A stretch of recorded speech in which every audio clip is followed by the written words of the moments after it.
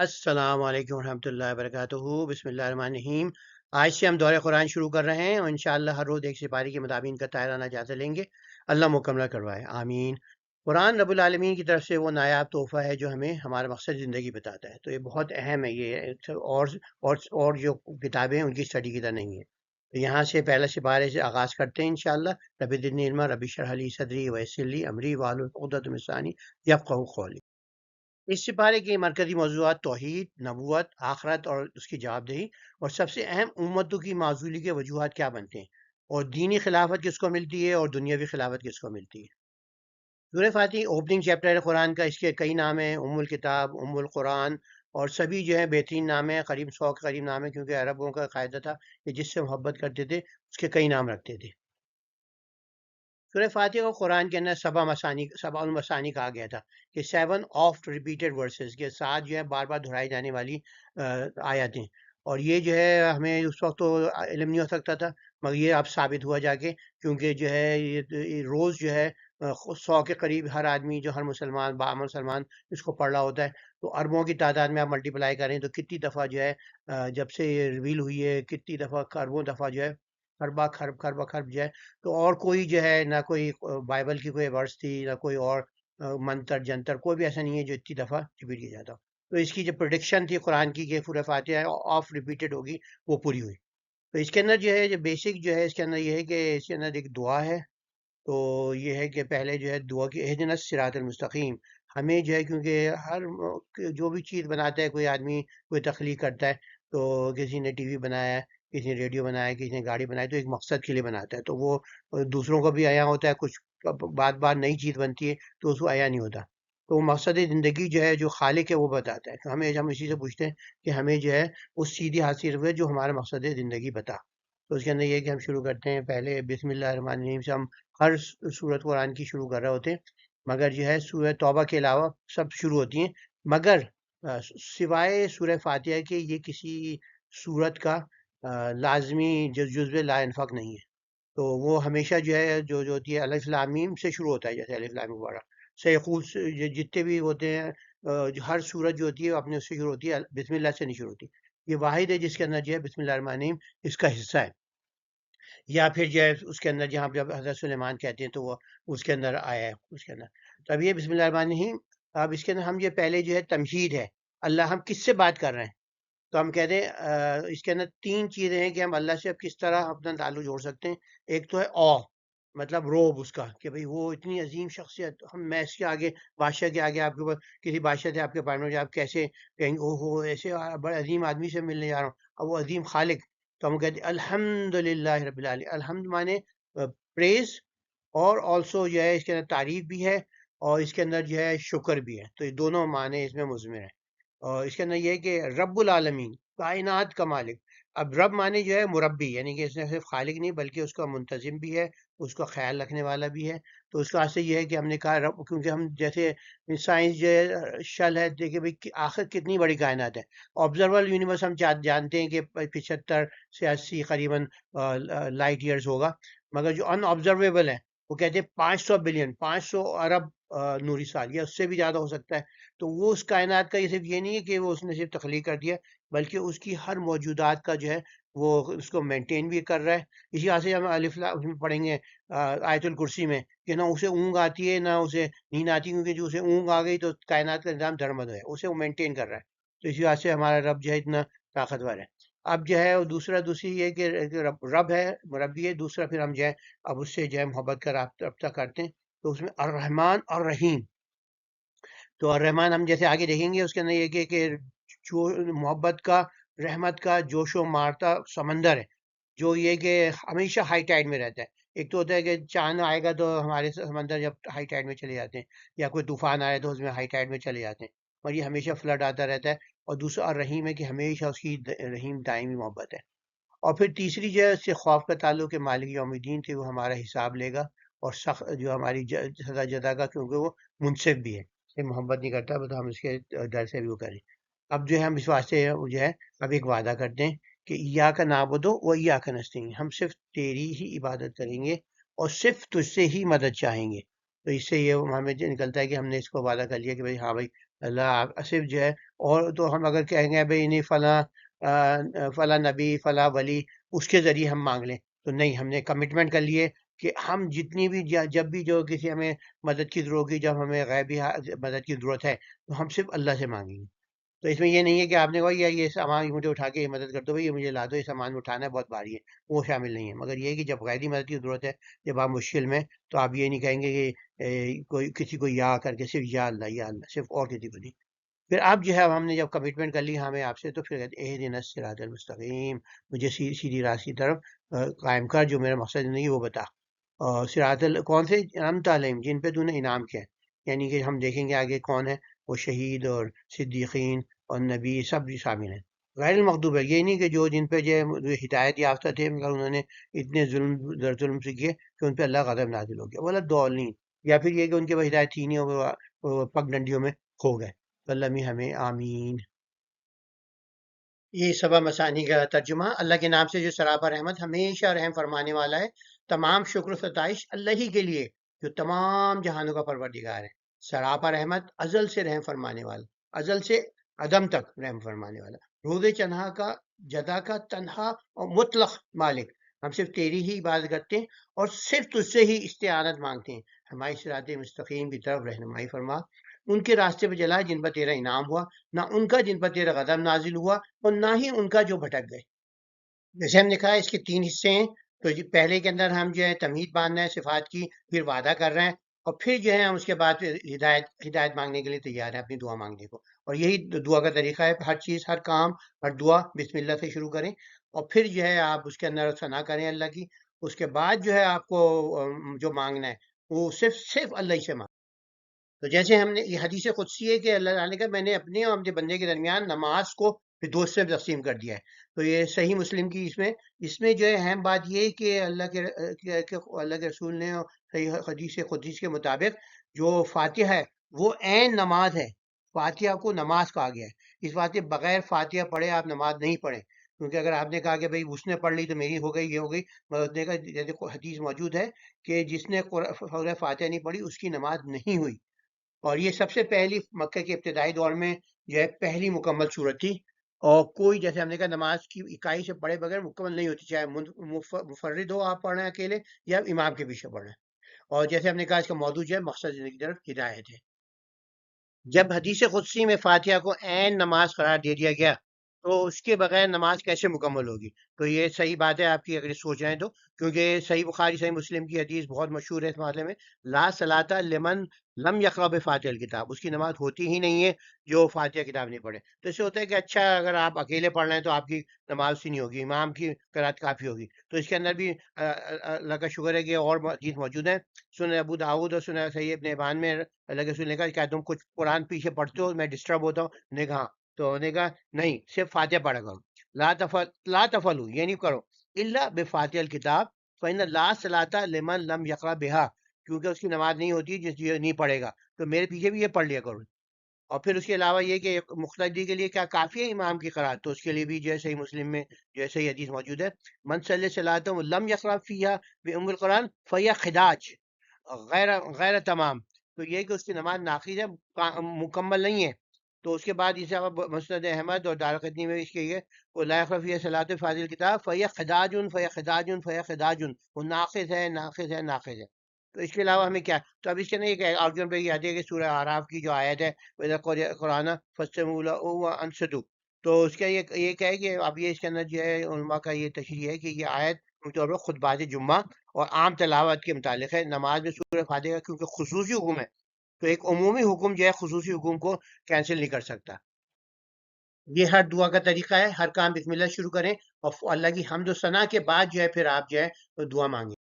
جیسے ہم نے کہا جو ہے حمد جو ہے اس کے اندر شکر اور تعریف دونوں کے پہلو شامل ہیں۔ حمد کا دھاگا جو ہے رب، رحمان، نہیں، مالک یوم الدین، تینوں صفات کو جوڑتا ہے۔ جیسے کہ ہم نے کہا کہ الرحمن کی محبت جو ہے، فضل، ہمدردی، جو رحمت جو ہے، پرجوش سمندر جیسی تندی، شوق، شدت، اور تخلیقی زندگی میں اس کی رحمت کا جوار بھاٹا ہمیشہ جو ہے سیلاب کی کفت میں رہتا ہے، ہمیشہ جو ہے وہ ہمیں رحم کرتا رہتا ہے۔ اور الرحیم کی محبت جو ہے، رحمت ایک پرسکون دھارے کی طرح ہے، ایک دریا سے چلا جا رہا ہے سمندر کے پہاڑوں کے دامن سے نکل کے، اور جو ہے پھر سمندر میں جا کے ختم ہو جاتا ہے۔ تو جو سکون سے جاری ساری رہتا ہے، اس واسطے قیامت تک جو ہے اس کی محبت، ہماری رحمت اور محبت اس کی جاری رہے گی، اور تو نہ کبھی منقطع ہوتی ہے اور نہ وہ کبھی ہمیں اکیلا چھوڑتی ہے، اور دائم مستقل مزاجی ہے جو ہمیشہ جاری ساری رہتی ہے، اور قیامت کے دن جو ہے پھر وہ مسلمانوں پہ زیادہ ظاہر ہوگی، تو جو اس کے ایمان لانے والے ہوں گے۔ تو ہم انسان تو کبھی پرجوش ایک دم سے آتا ہے ان پہ، وہ کرتے ہیں، پھر اس کے بعد وہ چلا جاتا ہے، جوش منتمل ہو جاتا ہے، مگر اللہ کا جوش جو ہے، جذب شوق کبھی منتمل نہیں ہوتا۔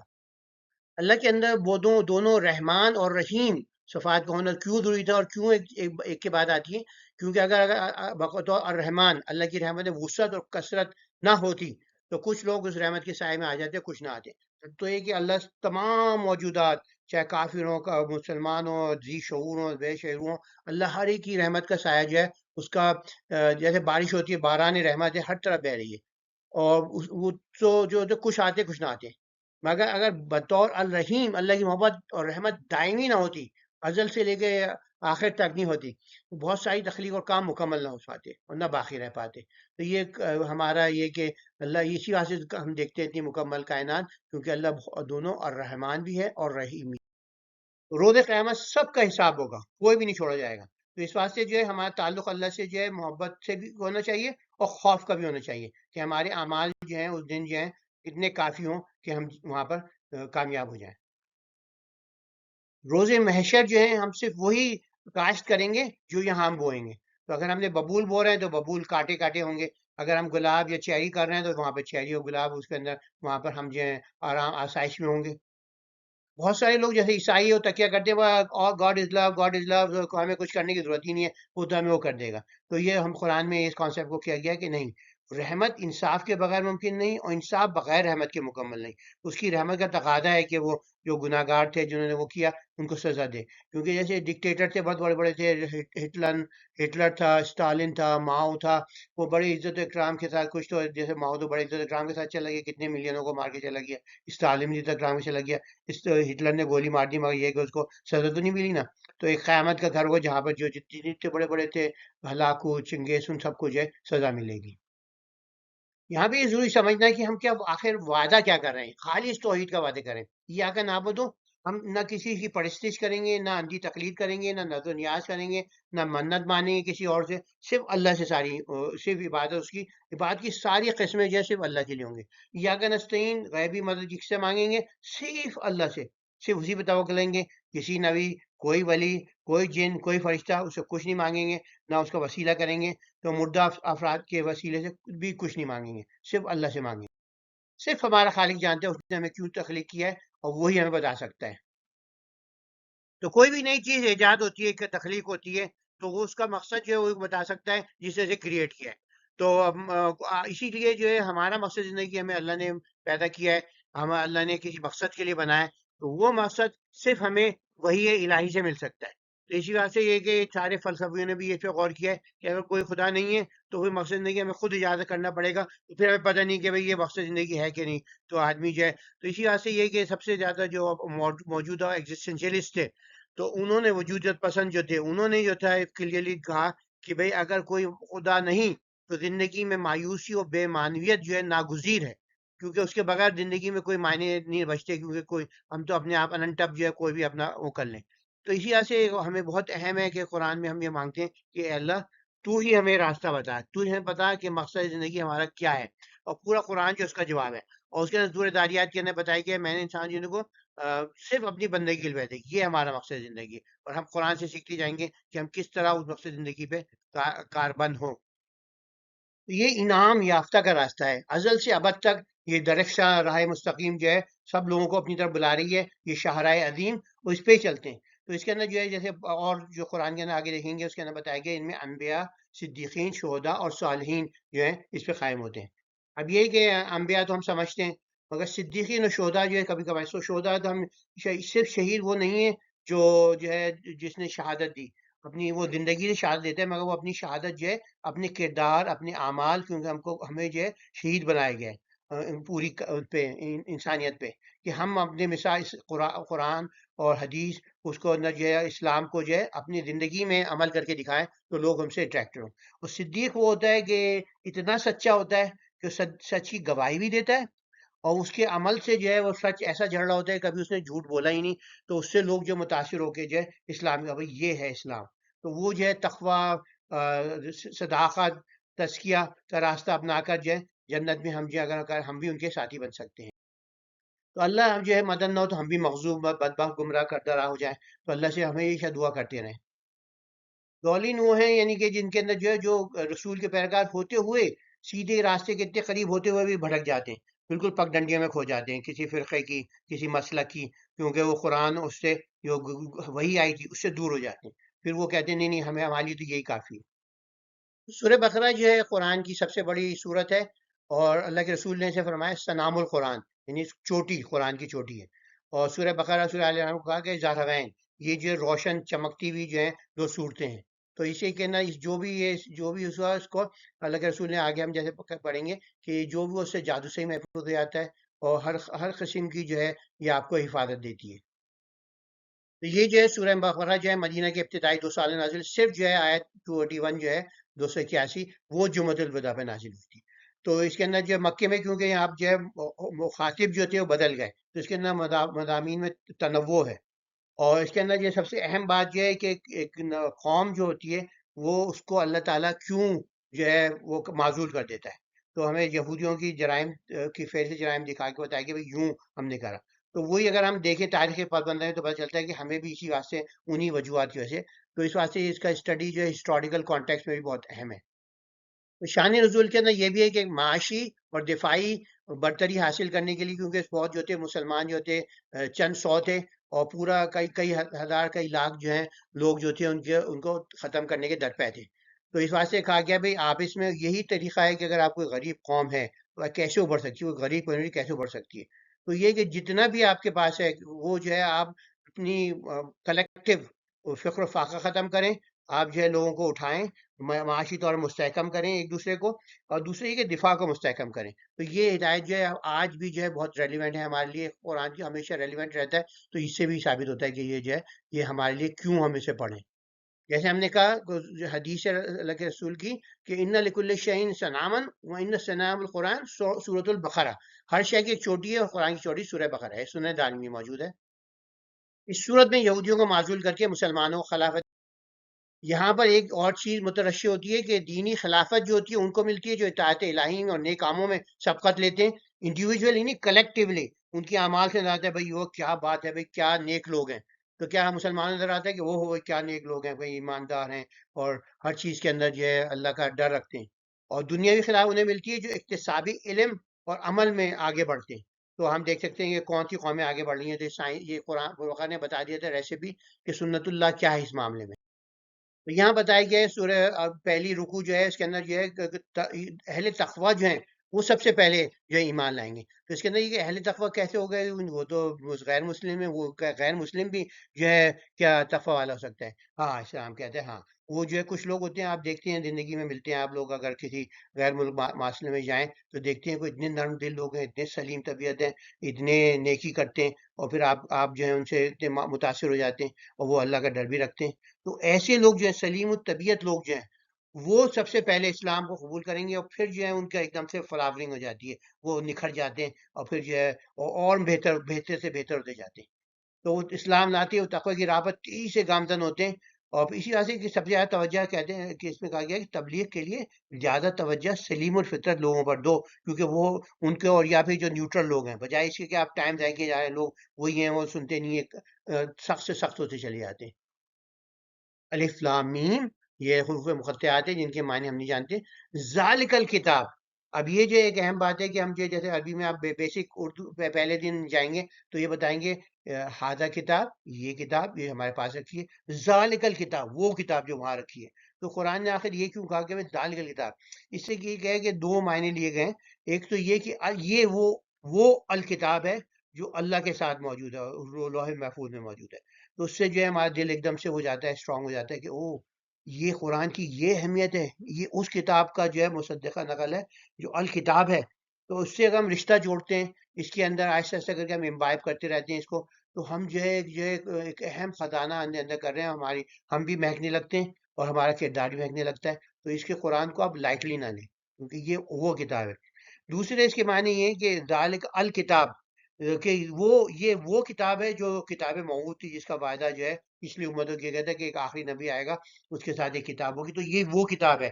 اور پھر یہ لا ریب فیہ دونوں طرف جا سکتی ہے، کہ اس کے اندر یہ ہے کوئی شک نہیں ہے، یہ ایک یونٹ کے طور پہ کھڑا ہو سکتا ہے کہ یہ ہے کہ اندر یہ کہ کوئی شک و شبہ کی اس میں گنجائش نہیں ہے. یا بھی کہتے ہیں یہ وہی کتاب ہے، بے شک یہ وہی کتاب ہے، یا بھی اس میں کوئی شک و شبہ نہیں ہے. دونوں معنی اس کے اندر ہے. اور پھر یہ کہ فی ہے جو ہے دونوں طرف جا رہا ہے، لا ریب کی طرف بھی اور ہدی المتقین کے، اس میں جو ہے متقین کے لیے ہدایت ہے. جیسے ہم نے کہا کہ جو لوگ ایسے ہیں جو سلیم الطبیعت نیک فطرت لوگ ہیں، تو ان کے لیے جو ہے سب سے بڑی ہدایت ملتی ہے.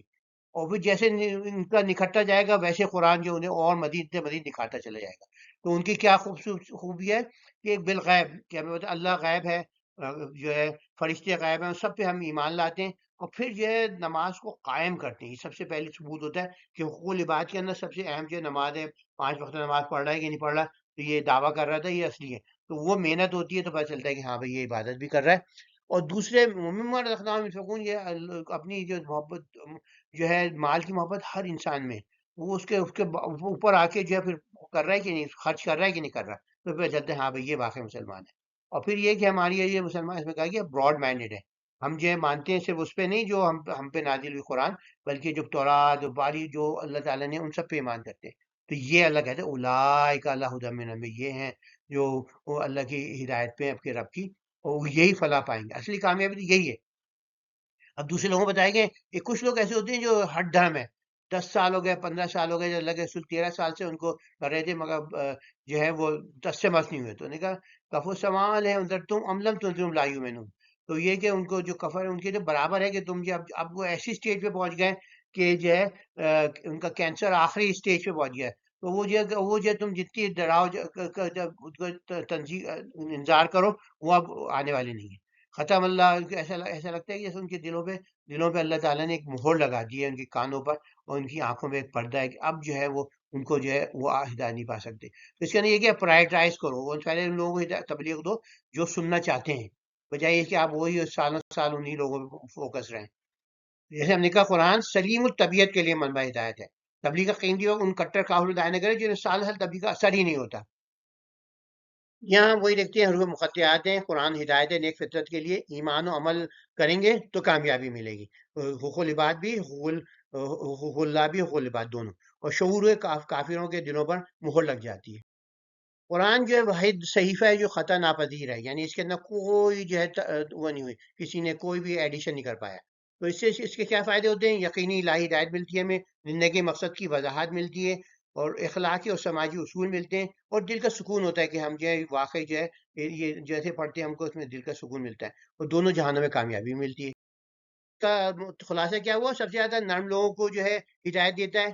اور لاتے ہی جو اگر ہم نے ثبوت کیا ہے اجتماعی نماز اور زکوٰۃ و صدقات کے اندر حق کی تبلیغ میں جٹ جاتے ہیں، ایسے لوگ پتہ ہے ہاں بھائی یہ لوگ جو ہیں وہ کرتے ہیں. اور کچھ ایسے لوگ ہوں گے جو سخت دل ہیں اور اس کے اندر جو ہے ہر ڈرمی اور کفر میں رہتی ہے، تو ان کو بعد میں تھوڑا تھوڑا دیتے رہیں، مگر یہ کہ کہیں بھائی ہاں یہ تو اللہ تعالیٰ نے ان پہ مہر لگا دی. اور اس میں متعلق حدیث ہے وسلم نے کہ ہمارے اور کافروں کے درمیان فرق جو ہے نماز ہے، جو اسے ترک کرے وہ کافر ہو گیا ہے. سورۃ ترمذی کی حدیث ہے. ایک اور اجمالی جائزہ حروف مقطعہ نے شک سے مبرہ بھائی صفیہ متقی کے اوصاف اور حق جٹلانے مصر ان پہ جو ہے آپ زیادہ ٹائم نہ. تو متقی کے بقرہ میں اوصاف کیا؟ ایمان، عبادات، معاملات، تینوں چیزوں میں اگر تقوی ہے دل میں تو اخلاق اور کردار میں تو نظر آنا چاہیے. ایمان کے ساتھ کیا ہو؟ کردار میں تقوی، انفاق.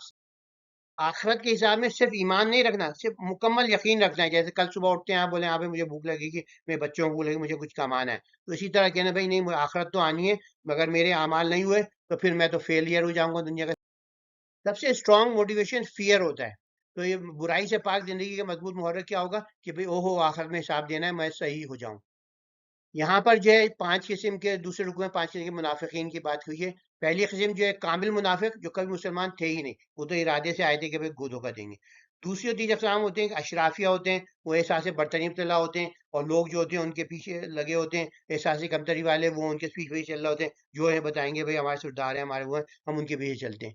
اور چوتھی قسم جو ہوتی ہے وہ جز وقتی مسلمان ہیں، جو ہوتے تو آدھے کچے بچے مسلمان ہوتے ہیں، اور ان میں سے یعنی کہ چوتھے اور پانچویں دونوں اس کے اندر ہے کہ جز وقتی مسلمان ایک تو یہ ہوتے ہیں کہ وہ ہوتے ہیں آہستہ آہستہ کر کے وہ کر رہے ہوتے ہیں مگر وہ نفاق میں کھو جاتے ہیں، اور دوسرے جو ہوتے ہیں وہ بھی جز وقتی مسلمان ہوتے ہیں مگر وہ آہستہ آہستہ کر کے اسلام کی طرف آ جاتے ہیں۔ تو یہ دو اپوزٹ ہیں، تو یہ اس کے ہم آگے دیکھتے ہیں۔ رکوع 2 جو ہے آیات 8 تا 20 جو ہے محیط ہے۔ یہ 5 قسم کے منافق ہیں۔ تو پکے منافق، احساس کمتری احساس برتری والے منافق، اور جو ہے وہ کچھ جز وقتی مسلمان، کچھ جو ہے پورے نفاق میں ڈوب جاتے ہیں، کفر کی طرف جاتے ہیں، کچھ جو مسلمان ہو جاتے ہیں۔ تو پکے منافق تو پہلی جو ہے 8 سے لے کر 10 تک ہے، جو پکے منافق خود فریبی کا شکار ہوتے ہیں۔ دوسرے احساس برتری میں مبتلا شرافیہ جو ہیں وہ اصلاحات کے نام پر ایمان کی جڑ کاٹتے ہیں۔ تو ہم نے دیکھا 20ویں صدی کے اندر کتنے وہ آئے بڑے بڑے اسلام کے نام پر انہوں نے کہا، اور اسلام کا جو تھا بالکل جو تھا مسلمانوں کے معاشرے کے اندر فساد پھیلا دیا۔ جو پکے منافقین ہوتے ہیں ان کی دوغلی پالیسی خود فریبی کا شاخسانہ، وہ سب سے زیادہ دھوکہ اپنے آپ کو دے رہے ہوتے ہیں۔ پھر فساد پھیلانے والوں میں اس کے اندر وہ بھی لوگ ہیں جو پکے منافق ہیں، وہ بھی ہیں جو احساس برتری والے ہوتے ہیں، ہم کہتے ہیں ہم تو لیڈر ہیں، ہم جو بھی کر رہے ہیں وہ صحیح ہے۔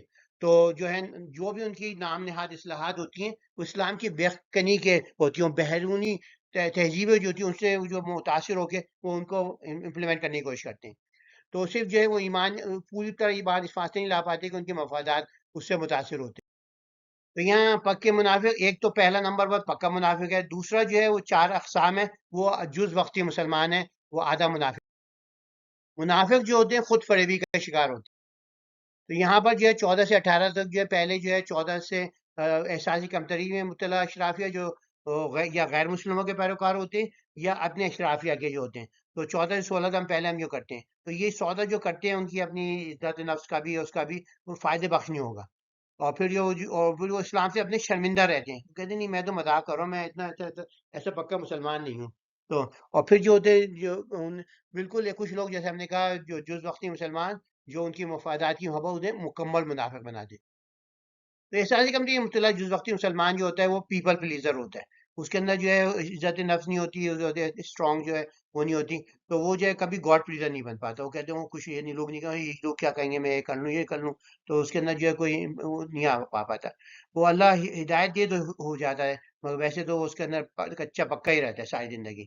تو اور ایک اور جو ہوتا ہے احساسی مبتلا وہ ہے جو اسلام سے اتنا شرمندہ ہوتا ہے کہ وہ جو ہوتا ہے نہ وہ باہر دکھاتا ہے نہ اندر دکھاتا ہے، ایسا ایسا کر کے اسلام سے ڈرفٹ آف ہو جاتا ہے۔ احساسی کمی ابتلا جو ہوتے ہیں پیپل پلیزر ہوتے ہیں، تو وہ گاڈ پلیزر نہیں بنتے۔ تو یہ قرآن کہہ رہا ہے کہ بھئی جوک جو تم کہہ رہے ہو نا کہ یہ تو ہم جوک میں ایسے کہہ رہے ہیں، تو یہ joke is at your expense, تمہیں ہی نقصان ہوگا، سب سے زیادہ خسارہ ہوگا۔ استہزاء جو ہے اللہ کا جوابی استہزاء یہ ہوگا کہ تمہیں جہنم میں لینڈ کر دے گا۔ آیت 17 سے 18 کے اندر جو ہے وہ دی گئی ہے، تمثیل دی گئی ہے، تو جو آگ روشن کرنے والے ہیں وہ اللہ کے رسول ہیں، اور ایسا درخشاں الاؤ ہے جو ہے اس کی تابانی پوری دنیا کو دور دور تک منور کر دیا ہے، مگر جو اتنے لوگ قریب تھے وہ اس سے دور رہے، یعنی اس سے محروم رہے۔ اور یہ بھی ایک اور تفصیل دی گئی ہے، یا یوں تصور کرو کہ آسمان سے اچانک ایک بارش شدید طوفان نمودار ہوا اور یہ منافق اس پہ پھنس جائیں، دھوپ اندھیرے میں بادل گرج رہے ہوں، بجلی کون رہی ہو، بجلی کڑک سے خوفزدہ ہو کر موت کی ڈر سے اپنے کانوں میں انگلیاں ڈال رہے ہیں۔ لیکن اللہ منکرین حق کو ہر طرف سے گھیرے ہوئے ہے، قریب ہے کہ تجلی ان کی روحانی بشریت بالکل چھین لے۔ جب روشنی چمکتی ہے تو اس میں چند قدم بڑھاتے ہیں، تو جب ارد گرد اندھیرا چھا جاتا ہے تو ٹھٹک کر وہیں کھڑے رہ جاتے ہیں۔ اگر اللہ چاہے تو ان کی سماعت و بصارت بالکل ہی تو اللہ چاہے تو ان کی سماعت بالکل چھین لے، مطلب یہ کہ جز وقتی جب اس کو اللہ تعالیٰ اس کا راستہ، کیونکہ اس کے تھوڑا بہت ایمان کی رمق باقی ہوتی ہے، تو اس کے لیے اللہ کا دروازہ جو ہے کھلا رکھتا ہے۔ اچھے وقت میں مسلمانوں کے اسلام کا ساتھ دیتے ہیں، مگر اللہ اگر کرے تو انشاءاللہ ان کو ہدایت مل سکتی ہے۔ اس کی تعلیمات پر کیسے عمل کریں، اس کے اسباق جو ہیں نفاق سے بچیں، ہدایت قیمتی اس کی حفاظت کریں، ضد اور ہر ڈرمی چھوڑ دیں، دنیا کے پیچھے آخرت کو نہ بھولیں، اور اللہ کے نور سے استفادہ کریں، قرآن سمجھیں، اس پر عمل کریں، اس زندگی کا حصہ بنائیں۔ ہمارا 5 قسم کے منافق، اللہ ہر قسم کے نفاق سے۔ تمام مذاہب جو ہیں وہ کہتے ہیں کہ بھئی نہیں اندھا اعتقاد رکھو، تو you have to believe, faith ایک مسٹری ہے، تو مگر قرآن کہتا ہے نہیں، کائنات میں دیکھو، اپنی ذات میں دیکھو، وہ قرآن میں دیکھو، اللہ کے ثبوت ہر جا میں نے بکھیر دیے ہیں، تو اس سے پھر ایمان اپنا مضبوط ایمان لا۔ اور یہ پہلا صحیفہ جس کے مخاطب سارے انسان تھے۔ تو واقعی جو تھے وہ تورات اور انجیل جو تھی وہ بنی اسرائیل پہ آئی، ویدا جو تھی وہ ہندوؤں پہ آئی، انڈیا کے لوگوں پہ آئی، تو ہر جو ہے آوستہ جو تھی وہ ایرانیوں پہ آئی، اور چینگ وغیرہ جو تھی وہ چینیوں پہ آئی، تو ہر قوم کا جو ہے صحیفے تھے، مگر پوری انسانیت کے لیے واحد صحیفہ ہے جو پوری انسانیت کو مخاطب کرتا ہے۔ اور اس کے اندر جو ہے زمین اور زمینی جو سطح ہے سطح محفوظ، اس کو اور واٹر سائیکل کو اللہ کے ثبوت کے طور پر پیش کیا گیا ہے۔ قرآن کی تقریر ناپذیری میں ثبوت ہے کہ اس کو کوئی اس کو جو ہے وہ نہیں بنا سکتا، اور فاتح کو ایمان لانے کے 100 بہانے ہوتے ہیں، ان کو جو ہے آپ یہ کہ ان کو آپ چھوڑ دیں، اور زندگی اور موت اور 7 درجے سفر محفوظ میں بھی اللہ کی نشانیاں بتائی گئی۔ رکو 3 میں جو ہے پوری انسانیت سے خطاب ہے، اور ہمیں دعوت دی گئی ہے ایمان کی، فطرت میں جو ہے فطرت میں اور قرآن میں نشانیاں دیکھ کر ایمان لانے کی۔ تو رکوع کا مرکزی پیغام یہی ہے کہ ہم جو ہے ایمان کو تقلید پر نہیں بلکہ روشن دلائل اور غور و فکر پر استوار کیا ہے۔ سوچیں، قرآن میں غور و فکر کریں، کائنات میں غور و فکر کریں، اور لازمی ہم جو ہے جو آکسیجن کی سائیکل چل رہی ہے، عنصر کی سائیکل ہے، پانی کی سائیکل ہے، اور وسیع کائنات زمین پر جو ہے 7 لیئر جو پروڈکشن ہے ہمیں محفوظ رکھتی ہے، تو یہ سب قرآن کی تکرار ناپذیری، فتح بلاغت، حیات و موت کی جو سائیکل چل رہی ہے، مکافات عمل جو ہے، یہ سب جو ہے اہل بینش و دانش کے لیے روشن نشانیاں ہیں۔ تو جیسے ہم نے کہا اس کے اندر یہ ہے، پہلے جو ہے 21 25 دیکھیں گے، تمام ثانیت کے لیے بھیجنے والا پہلا صحیفہ تھا۔ دوسرا یہ کہ زمین کی تخلیقی ہم بتایا جائے، زمین کو فرش آسمان پہ چھت بنائی ہے اللہ تعالیٰ نے جو آسمان کی، تو یہ 7 لیئر ہے، زمین کی تخلیق، آسمانی چھت، واٹر سائیکل، اور زراعت میں اللہ کی ربوبیت کا اثبات ہوتا ہے کہ کیسے اللہ جو ہے ہمیں صرف باران رحمت بھی نہیں برساتا بلکہ ہمیں پوری سائیکل چل رہی ہے، واٹر سائیکل۔ تو قرآن کی تکرار ناپذیری کوئی اسے ڈپلیکیٹ نہیں کر پایا 14 سال میں، تو اس سے بڑا اللہ کا ثبوت کیا ہے؟ اور قرآن کو رد کرنے والا کا جہنم جہاں ہوگا، اور ایمان والوں کے لیے جنت ہوگی۔ اسی 3 تھیم ہے کہ انسان سے انسانیت سے مخاطب پہلا صحیفہ، اور اپنے ایمان کو ثبوت اور دلیل پہ کرو۔ پھر قرآن کے چیلنج اور انکار کا انجام کیا ہوگا، وہ سب جہنمی ہے جو ایسا کوشش کریں گے، اور پھر اہل ایمان کے لیے جنت کی خوشخبری۔ تو جنت قرآن کو کوئی بھی ڈپلیکیٹ نہیں کر سکتا۔ میں دلائل میں بھی ایمان کی دعوت دی جا رہی ہے، اس میں قرآنی دلیل کیا ہے اور عقلی استدلال کیا ہے، آپ دیکھ لیں اس کو۔ 3 کلیدی نکات کیا ہوئے؟ پہلا بین الاقوامی صحیفہ، دلیل پر مبنی ایمان، تقلید پر نہیں، اور مکافات عمل۔ اس رکوع کو جو ہم سمجھتے ہیں وہ پہلی جو تھی نسلیں اتنی بہتر نہیں سمجھ پائی تھیں۔ تو یہ کہ اس پہ پہلا بات تو یہ کہ انسانیت پہ مبعوث پہلے پیغمبر تھے۔ دوسرا یہ کہ زمین کو قابل رہائش بنانے کے لیے اب ہم جو جانتے ہیں وہ ہمارے سجدہ کرنے کے لیے کافی ہے، کہ کتنے اربوں سال میں اللہ نے اس کھولتے ہوئے آگ کے کرے کو، لاوے کے کھولتے سمندر تھے، وہاں جو اسے ٹھنڈا کر کے اس میں سمندر بہائے پانی کے، اور وہ سب سے بڑی جو قرآن میں بعد میں بھی آئے گا کہ یہ پانی جو تھا اس کے اندر ہی محفوظ تھا، وہی نکل کے تھا پتھروں سے نکلا، اور جو سورہ بقرہ میں پڑھیں گے کیسے پتھروں سے پانی نکلتا ہے، تو وہ قرآن نے بتا دیا تھا ہمیں۔ اور قرآن کے ناقابل تکرار ہونے سے جو اسلام کی سب سے بڑا حقانیت کا ثبوت ہے۔ اور جو فاسق جو ہے، فاسق کی نشانی ہے کہ عہد توڑتے ہیں، رشتہ داریوں کے حقوق نہیں نبھاتے، اور زمین فساد پھیلاتے ہیں، تو خصوصاً ان کے لیے جو رشتہ داری کے صلہ رحمی نہیں نبھاتے، ان کے لیے جو ہے لمحہ فکری ہے۔ تو رسول اللہ پہلے بین الاقوامی نبی تھے، اور قرآن جو تھی پہلی عالمی کتاب۔ کچھ مذاہب میں اور فلسفوں میں یہ ڈیئزم کا ہے کہ اس نے کائنات تو بنا دی مگر آٹو پائلٹ پہ چل رہی ہے۔ یہاں اس کا ابطال کیا جا رہا ہے کہ اللہ کائنات جو ہے وہ روز انوالو ہے، ڈے ٹو ڈے انوالو ہے، منٹ ٹو منٹ۔ پروردگار کی عبادت و فرض ہے جس نے ہمیں جو ہے اربوں سال کے اندر یہ سینکڑوں میل عمیق لاوا کا دہکتا ہوا جو تھا، آگ کا دریا تھا، آگ کا سمندر تھا، پورا جو ہے یہاں پر کہیں بھی آدمی ٹھہر نہیں سکتا تھا، تو جیسے جہنم کا نقشہ ہے وہی یہاں نقشہ تھا۔ تو ہم کو جو ہے پھر ایک ایک کر کے 7 طبقہ فضا بنائی، اور گیسوں عناصروں یہاں محیط رکھا، اور آکسیجن جو ہے چھوٹے چھوٹے جو تھے جو نظر بھی نہیں آتے، انہوں نے اتنی آکسیجن بنائی کہ ہمارے یہاں جو اتنی کمپوزیشن ہو گئی۔ تو یہ سب جو ہے اناج سبزی پھل کی زراعت سکھائی، جو تمدن کی بنیاد پڑی، اور ایسے پالنہار اللہ کی اس سے بڑی کیا توہین ہوگی کوئی اس عزیز صاحب کے کہ شریک ٹھہرائے کوئی۔ تو یہ جیسے بتایا کہ پانی کا انزال انزل من السماء ماء، تو ہمارا اولین پانی زمین کی چٹانوں سے نکلا، شہاب ساخروں سے آیا، اور پھر جو ہے سالانہ موسمی بارشوں اولوں کی برسات سے ہمارے یہاں پر لاکھوں سال بارش ہوئی ہے جب زمین جو تھی نہیں تھی۔ ہماری فوڈ سیکورٹی ضمانت جو ہے واٹر سائیکل ہے، کہ سمندر کا پانی جو ہے کھارا پانی اڑتا ہے اور پھر میٹھا پانی کی طرح برستا ہے۔ تو زراعت جو ہے تہذیب کی بنیاد ہے، کیونکہ جو ہے زمین جو تھی 4.5 ارب سال پہلے بنی تھی، اور انسان تو ابھی آیا ہے 2 سے 3 لاکھ سال. پھر زراعت کا آغاز 12,000 سال قبل ہوا، اور پھر پہلے شہر 8,000 سال پہلے بنے، اور پہلے ملک جو تھے 5,000 سے 4,000 قبل ہوئے. تو حضرت ابراہیم جو تھے وہ قریباً اسی وقت آئے جب پہلے ملک بننا شروع ہوئے تھے.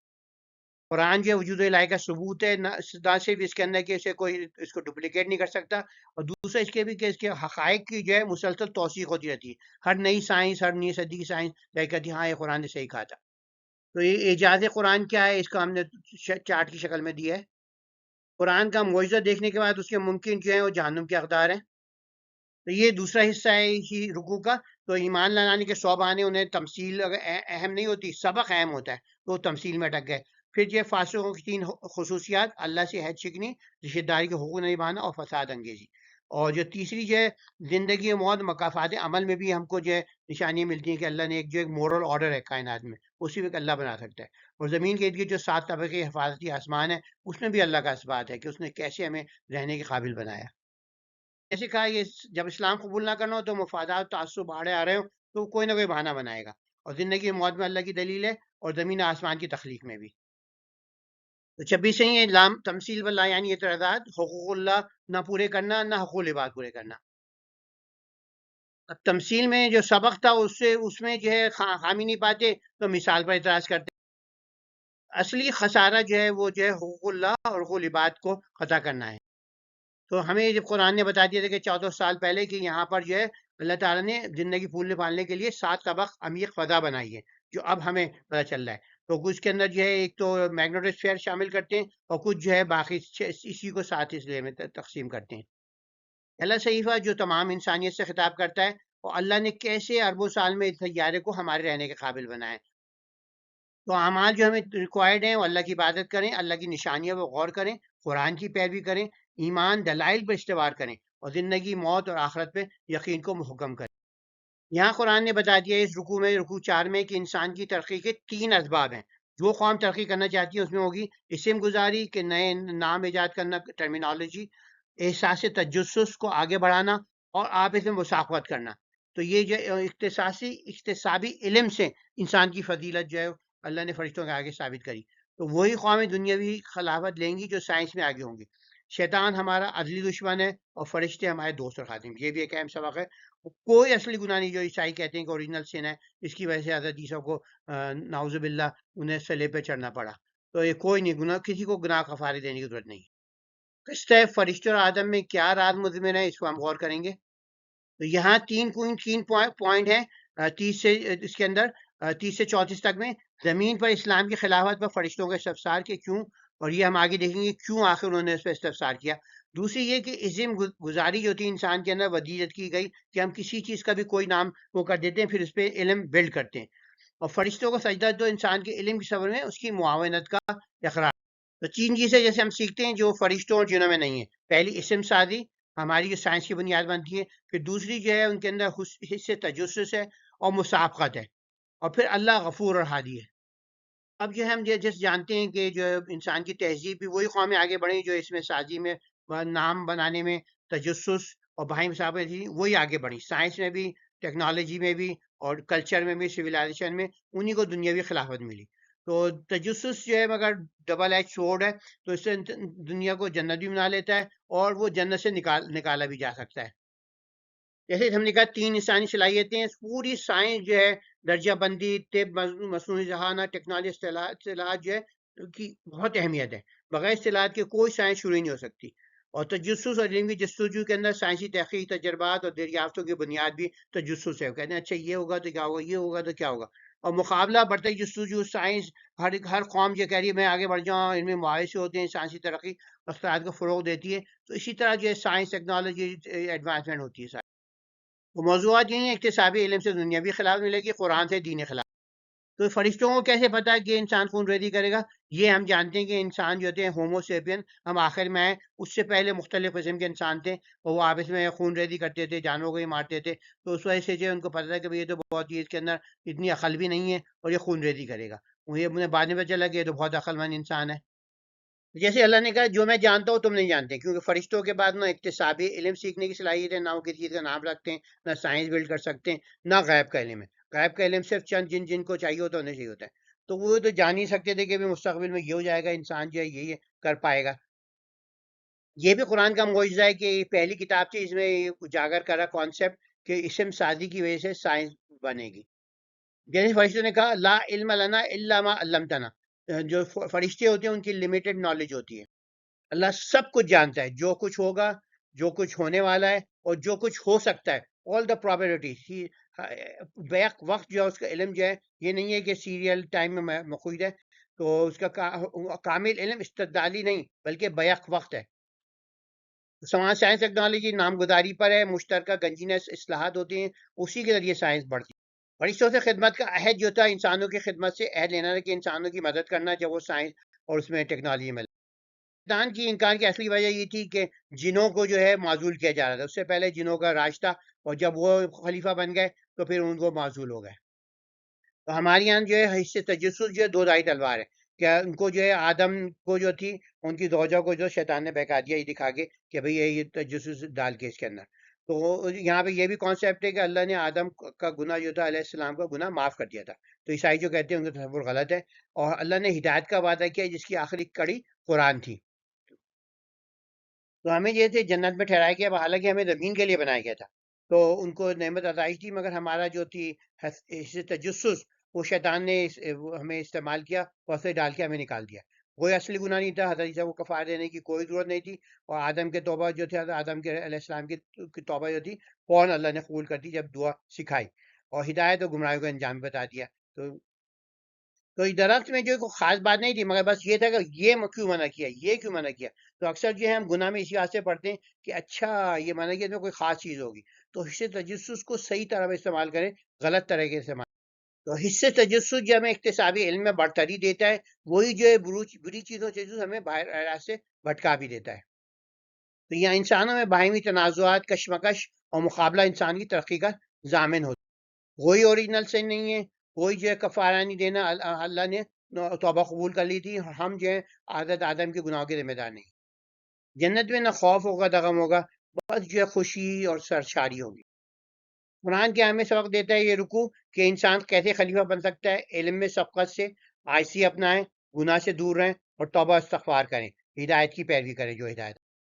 رکوع 4 کا محاصل کیا ہے کہ اگر ہم مسلمان ترقی کرنا چاہتے ہیں تو ہمیں جو ہے یہ اپنے اقتصابی علم کے اندر ترقی کرنی ہوگی، جبھی جو ہے ہمیں دنیاوی خلافت میں۔ آیت 40 سے 123 تک جو ہے بنی اسرائیل سے اتمام حجت ہوگا اور معزولی کے اسباب بیان کیے جائیں گے۔ ان 9 رکوع کے اندر یہودیوں پر اتمام حجت بھی ہو رہی ہے اور معزولی کے اسباب بیان کیے جا رہے ہیں، تو وہ ہمارے لیے بھی چشم کشا ہے، کیونکہ وہی اسباب تھے جن کی وجہ سے ہم بھی جو ہے معزول ہوئے۔ تو اس کے جو ہے بیسک پوائنٹ یہ ہے کہ بنی اسرائیل کو جو ہے دعوت اسلام دی جا رہی ہے، بتایا جا رہا ہے کہ ہزاروں سال سے ہم نے تم پہ کیا کیا نعمات کی، اور دوسری جو ہے تم جو اسی واسطے جو حق کو قبول کرنے میں آگے آگے ہونا چاہیے، تم کو حق کو نہ چھپاؤ نہ غلط مدد کرو، اللہ کے حقوق بھی پورے کرو اور انسانوں کے بھی، اور لوگوں کو نیکی کی تلقین کرنے سے پہلے خود نیکی پیدا کرو اور اپنے کردار کو نکھارو۔ تو یہ ہمارے لیے بھی یہ سب یہ مشکل صبر میں اس حالات میں صبر اور نماز پر مضبوطی سے کار بن رہے ہیں۔ یہاں سے جو نعمات تھی ان کی یہ یاد آوری کرائی جا رہی ہے۔ تو آیت 40 سے 45 بنی اسرائیل کو قرآن کی پر ایمان لانے کی دعوت دی جا رہی ہے، اور رسول صلی اللہ علیہ وسلم کی بائبل میں جو بھی ان کی آیات تھیں ان کو چھپانے اور غلط خلط بننے سے منع کی جا رہا ہے۔ اور دوسرے یہ دوسروں کو حق کی تلقین کرنے سے پہلے آپ اپنی کردار سازی بھی توجہ دیں، یہ مسلمانوں کے لیے بھی کہا جا رہا ہے، خود احتسابی کتنی اہم ہے۔ تو اتمام حجت اور خود را فصیحت دیگراں را نصیحت، ان سے کہا جا رہا ہے وہی کو مقدم رکھو۔ یہ ہمارے لیے بھی سبق ہے کہ قرآن کے ہم جو ہیں جو فرقے بن جاتے ہیں، مذہب و مسئلہ کی خاطر نہ دنیاوی قاعدے کے لیے سودا کرو، نہ حق کو غلط مدد کرو، نہ چھپاؤ، اور تقوی صبر و صلاح سے جو ہے تقویت پکڑو۔ حق کے مطابقت کی نصیحت اس رکوع سے بنی اسرائیل پہ حجت قائم کرنے کا سلسلہ شروع کیا جا رہا ہے۔ تو بالکل جو فرقے بعد ہیں ان کے لیے بھی ہے کہ حقانیت کے ثبوت ہوں تو نہ انہیں چھپائیں نہ غلط مدد کریں، اگر آپ کا فرقہ غلط ہے اسے بتائیں، اور جو بتایا جا رہا ہے کہ دیگر فرقہ بازوں کی طرف سے تمہیں سخت اخلاف اسلام ہوگا، تو اس کا جو ہے مقابلہ صبر، نماز اور دعا سے اللہ کی مدد حاصل کر کے ہوگی۔ یہ یہاں پر جو بنی اسرائیل کو اسلام کی دعوت دی جا رہی ہے، خالص اسلام کی، اس میں کہا گیا جب تک شکر گزاری، علم، تقوی، عمل میں سبقت نہ لے لیں کوئی قوم آگے نہیں بڑھ سکتی، کامیاب نہیں ہو سکتی۔ اور انہوں نے جیسے کہا ہوا تھا کہ وہی کے تورات کے مقابلے میں اپنے مجتہدین کے فتاوے اور تلمود جو تھی ان کے فقہ تھا اس کو جو ہے اس کو ترجیح دیتے تھے. اب بھی جو تلمود پڑھتے ہیں، بعد میں جو ہے وہ تورات پڑھتے ہیں. تورات کو جو ہے وہ جو ہے اب ایرانی میں پڑھتے ہیں ثواب کی نیت سے، باقی جو ہے فتوے جو اس سے لیتے ہیں.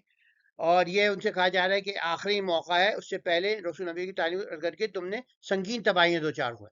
اب یہ ہے کہ مسلمانوں کے لیے بھی نصیحت، یہ فرقے باز ہوتے ہیں تو کیونکہ ان سے کہا جا رہا ہے آخری تنبیہ ہے، تم نے حضرت عیسیٰ کو جو تھی ریجیکٹ کر کے جو تھے تم نے کتنے کانسیکوینس برداشت کی. اب یہ آخری نبی کو بھی تم ریجیکٹ کر دو گے تو پھر جو ہے تم راندہ درگاہ بن جاؤ. تو جو قومیں کامیاب ہوتی ہیں وہ علم و عمل میں بڑی محنت کرتی ہیں، اس کے ساتھ کامیاب ہوتی ہیں. تو جو سائنس میں آگے ہوتی ہیں، پریکٹیکل میں کامیاب ہوتی ہیں، تو وہ کامیاب ہوتی ہیں. اور مسالک کے جو دین کے خلافت میں ملتی ہے، جو مسالک کے ائمہ کی جگہ قرآن اور وحی کو اہمیت دیتے ہیں. تو اب یہ کہ لوگ کنفیوز آتے ہیں بنی اسرائیل آخر کون ہے. تو بنی اسرائیل جو حضرت آدم، حضرت ابراہیم کے دو بیٹے تھے، ایک حضرت اسماعیل ان کے بڑے بیٹے جن سے عرب نکلے، اور حضرت اسحاق کے جو تھے دو بیٹے تھے.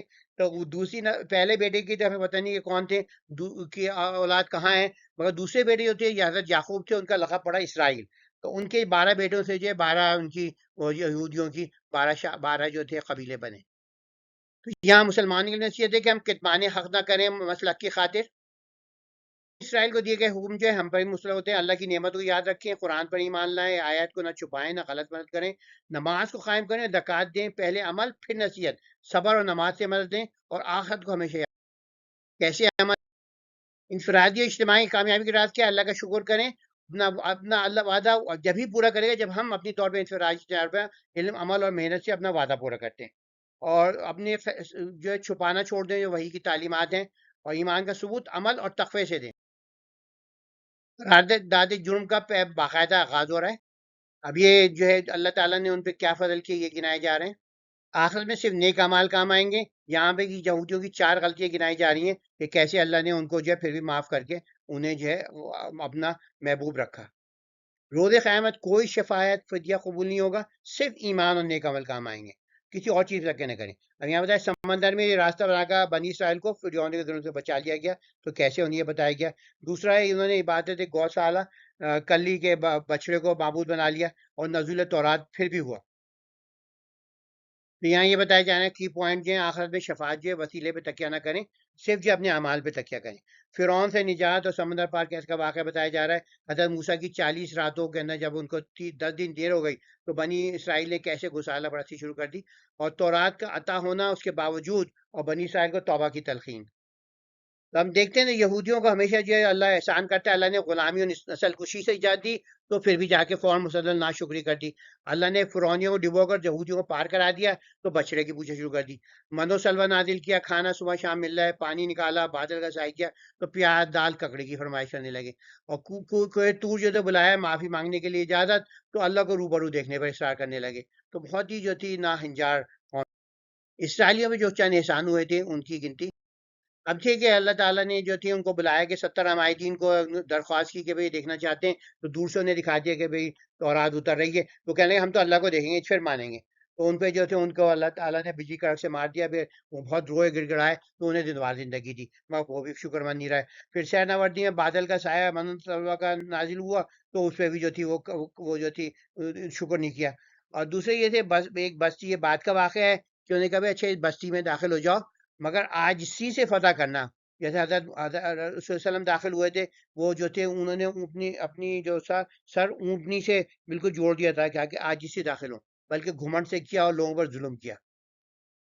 جیسے عمائدین کی گستاخی، من و سلوہ کی نعمت اور شہر کو فتح کرنے کے بعد آجزی کے بجائے گھمنڈ سے داخل ہونا. اب جیسے یہ کہ 70 عمائدین کہنے لگے ہمارے روبرو آ گئے بالمشافہ جو ہے اللہ ہم کلام ہو پھر ہم یقین کریں گے، تو ان پہ عذاب نازل ہوا.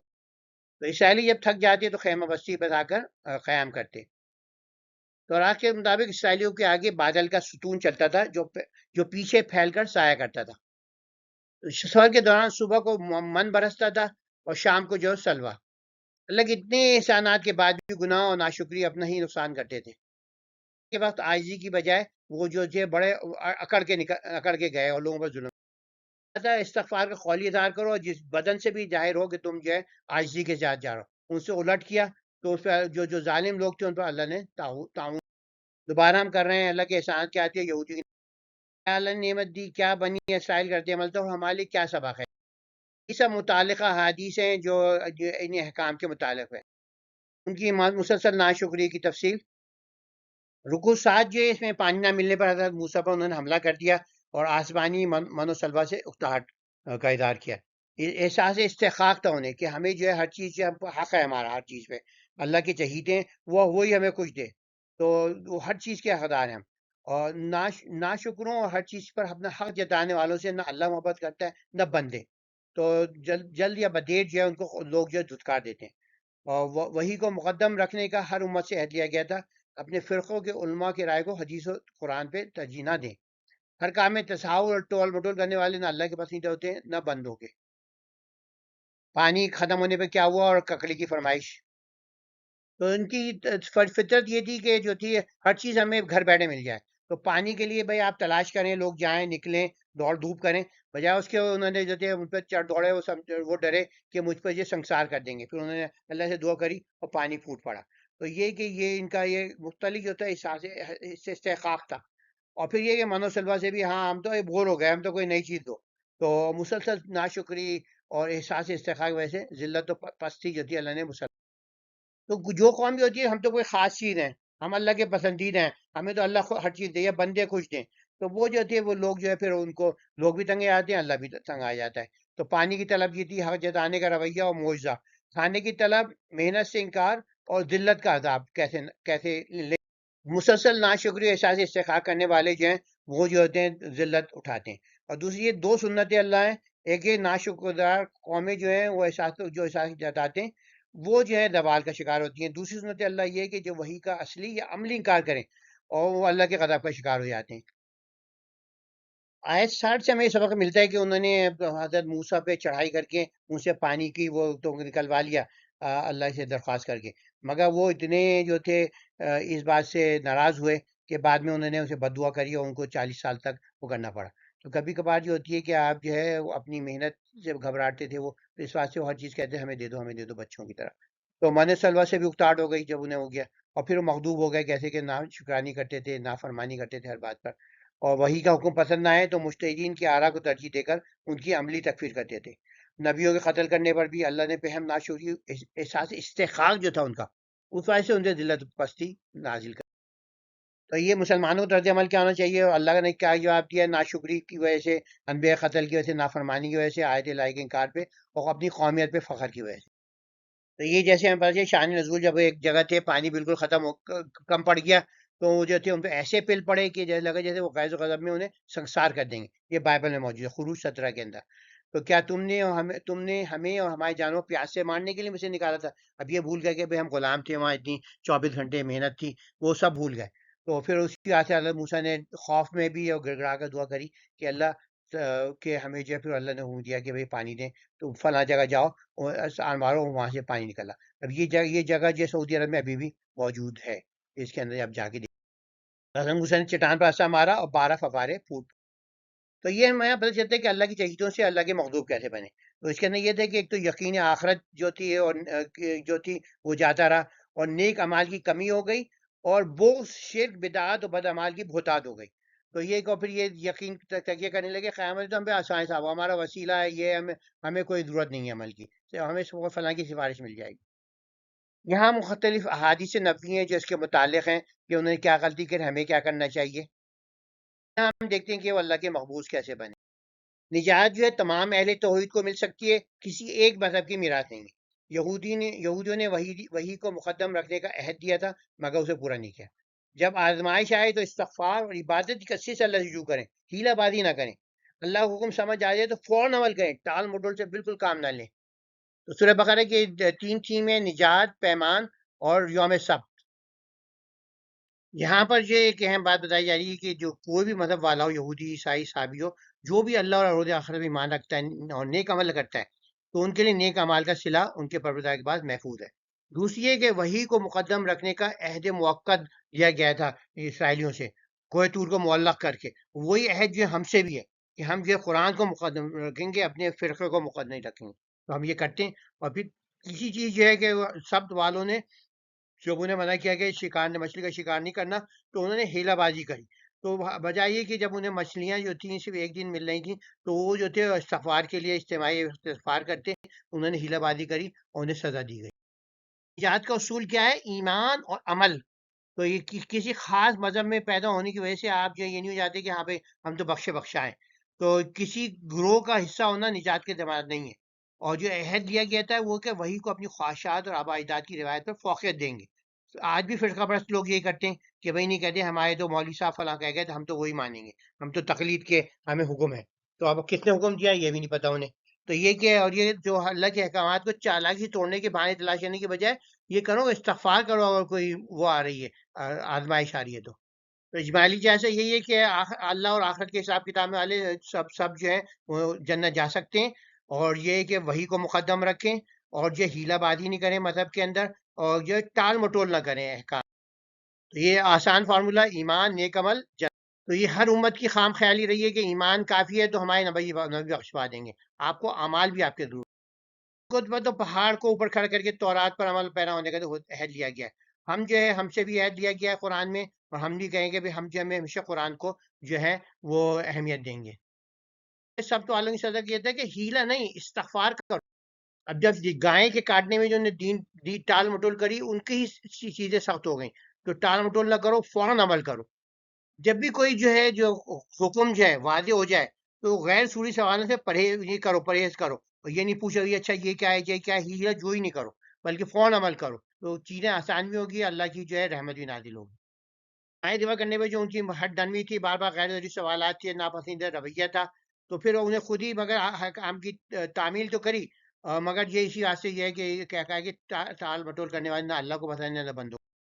میں ہم دیکھیں گے کئی مسلمان قرآن کی آیت اور صحیح حدیث سے معلوم ہو جائے بہت عمل کرنے میں لے لو لاش سے کام تو نہیں لیتے کہ نہیں بھائی ہمارے اس فرقے میں تو نہیں ہے، ہمیں تو تقلید کا حکم ہے۔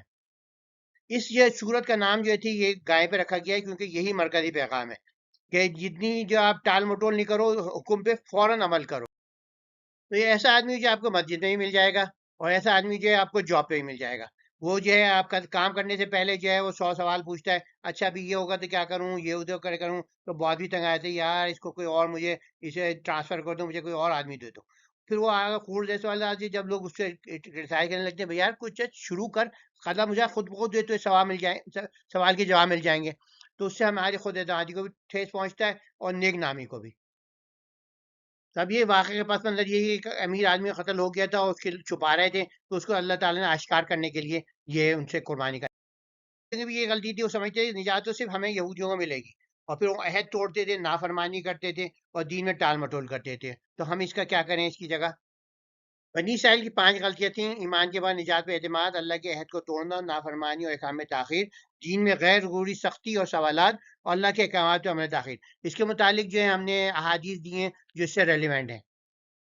صرف ایمان اور نیک عمل سے جنت ملے گی، اور الہامی کتابوں پر کو مقدم رکھیں، ان پہ عمل کریں اور اللہ کے حکم میں ٹال مٹول۔ رکوع 9 میں جو ہے کچھ اہم باتیں، پہلے جو ہے معجزے دیکھ کر بھی جو ان کا ایمان زیادہ دن قائم نہیں رہ سکا۔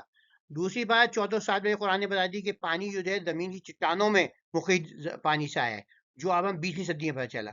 اور قرآن نے یہی بتا دیا کہ بائبل میں تحریفات بڑے پیمانے منظم انداز میں گئیں، تو اب 20ویں صدی میں پتہ چلا کہ یہ تھے کہ بائبل کے جو ماخذ تھے، ہر ماخذ جو ہے یہ 4 بیسک تورات کے ماخذ جو تھے وہ کئی سو مصنفوں نے کئی سو سال میں تصنیف کیے۔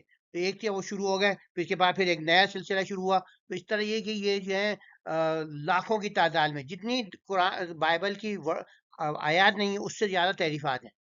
تو قرآن کی پیشی گوئی یہ بھی تھی کہ یہودی علماء ایمان والے نہیں، وہ ایمان نہیں لائے، اور فرقے بعد علماء سے ہم جو ہے دور رہیں، یہ ہمیں ہوا ہے، اور اللہ کا نامکمل تصور تھا ان کا، اور ان کو یہ بھی غلط فہمی تھی کہ ہم جو ہے جہنم ہمیں چھو نہیں سکتی۔ یہاں بتایا گیا چٹانوں سے پانی نکلا، اور پھر یہ کہ تحریف جو ہے اس کی باقاعدہ تاریخ، تو جیسے گائے کے ٹکڑا لگانے سے مقتول زندہ ہو گیا، اس نے بعد کا ثبوت دے دیا، اور چٹانوں سے پانی نکلنے کا ہمیں 20 صدی پتہ چلا، قرآن نے پہلے بتا دیا ہمیں۔ اور یہودی اللہ کی قدرت سے نافافی تھے، تحریف کرتے رہتے تھے، اور جو خواہشات نفس منفی مذہب جو ہے اس سے لوگ کھینچے چلے آتے ہیں، اور غلط فہمی میں مبتلا رہتے ہیں کہ بھئی جہنم تو جو ہے ہم اللہ کے چاہیے چنی روز جہنم میں رہ گئے بھی، تو کچھ مسلمانوں کو بھی یہ غلط ہے۔ تو یہ تھے کہ بعد لے کر بھی سخت ہو گئے، اور زمین کے پانی کا چٹانوں سے نکلنا، یہ ہمیں پتہ چلا کہ اتنا پانی تھا کہ لاکھوں سال مسلسل بارش ہوئی زمین پر، اسی سے جتنے سمندر ہم دیکھتے ہیں دریا، وہ جو ہے جو پانی محیط تھا چٹانوں میں ان سے نکلا ہے. تو اس زمانے تو مذاق اڑتا تھا بھائی یہ چٹانوں سے کہاں پانی نکلتا ہے بھائی. تو یہ جو قرآن کے ثابت ہو گئے معجزات جو ہیں قرآن سے. اور دوسری یہ تھی کہ تحریف عمدی تھی اور صحیفہ سوامی میں جو کرا انہوں نے. اور اللہ کے علم کے متعلق انہیں غلط نتیجہ تھا، سمجھتے تھے کہ اللہ کا علم جو ہے محدود ہے، اور اگر ہم نے وہ دیکھے گا چھپائیں گے تو اسے پتہ نہیں چلے گا. جیسے ہم نے کہا بات اور بہت چٹانوں سے پانی قرآنی معجزہ اور اللہ کا نامکمل. وہ بیسک جو ہیں پتھروں سے پانی کا خراج اور ایمان و عمل میں مانے غلطیاں. بنی اسرائیل کی غلطی معجزات دیکھ کر بھی قبول نہ کرنا، دلوں کی سختی، دین میں تحریف اور بائبل میں تحریف، اللہ پر جھوٹ باندھنا، آخر معمولی سمجھنا، اور صرف بنی اسرائیل پر نجات کا گمان کرنا کہ صرف اللہ ان کو ہی نجات. تو جیسے ہم نے بتایا کہ سائنس نے ثابت کر دیا پانی چٹانوں سے ہی نکلا ہے. جیسے ہم نے پہلے کہا کہ ہر ماخذ میں جو بائبل کی تحریف کے جو ہے سینکڑوں سال میں کئی لکھنے والوں نے تحریفات کری، پھر وہ بنا باقاعدہ ایک. اور پھر ہم جب بتاتے بھائی اس میں یہ اس میں یہ اس میں یہ اس وقت یہ نکلا، اس میں یہ تحریف ہوئی، تو اس سے پتہ چلتا ہے کہ اصل تو بائبل محفوظ ہے ہی نہیں.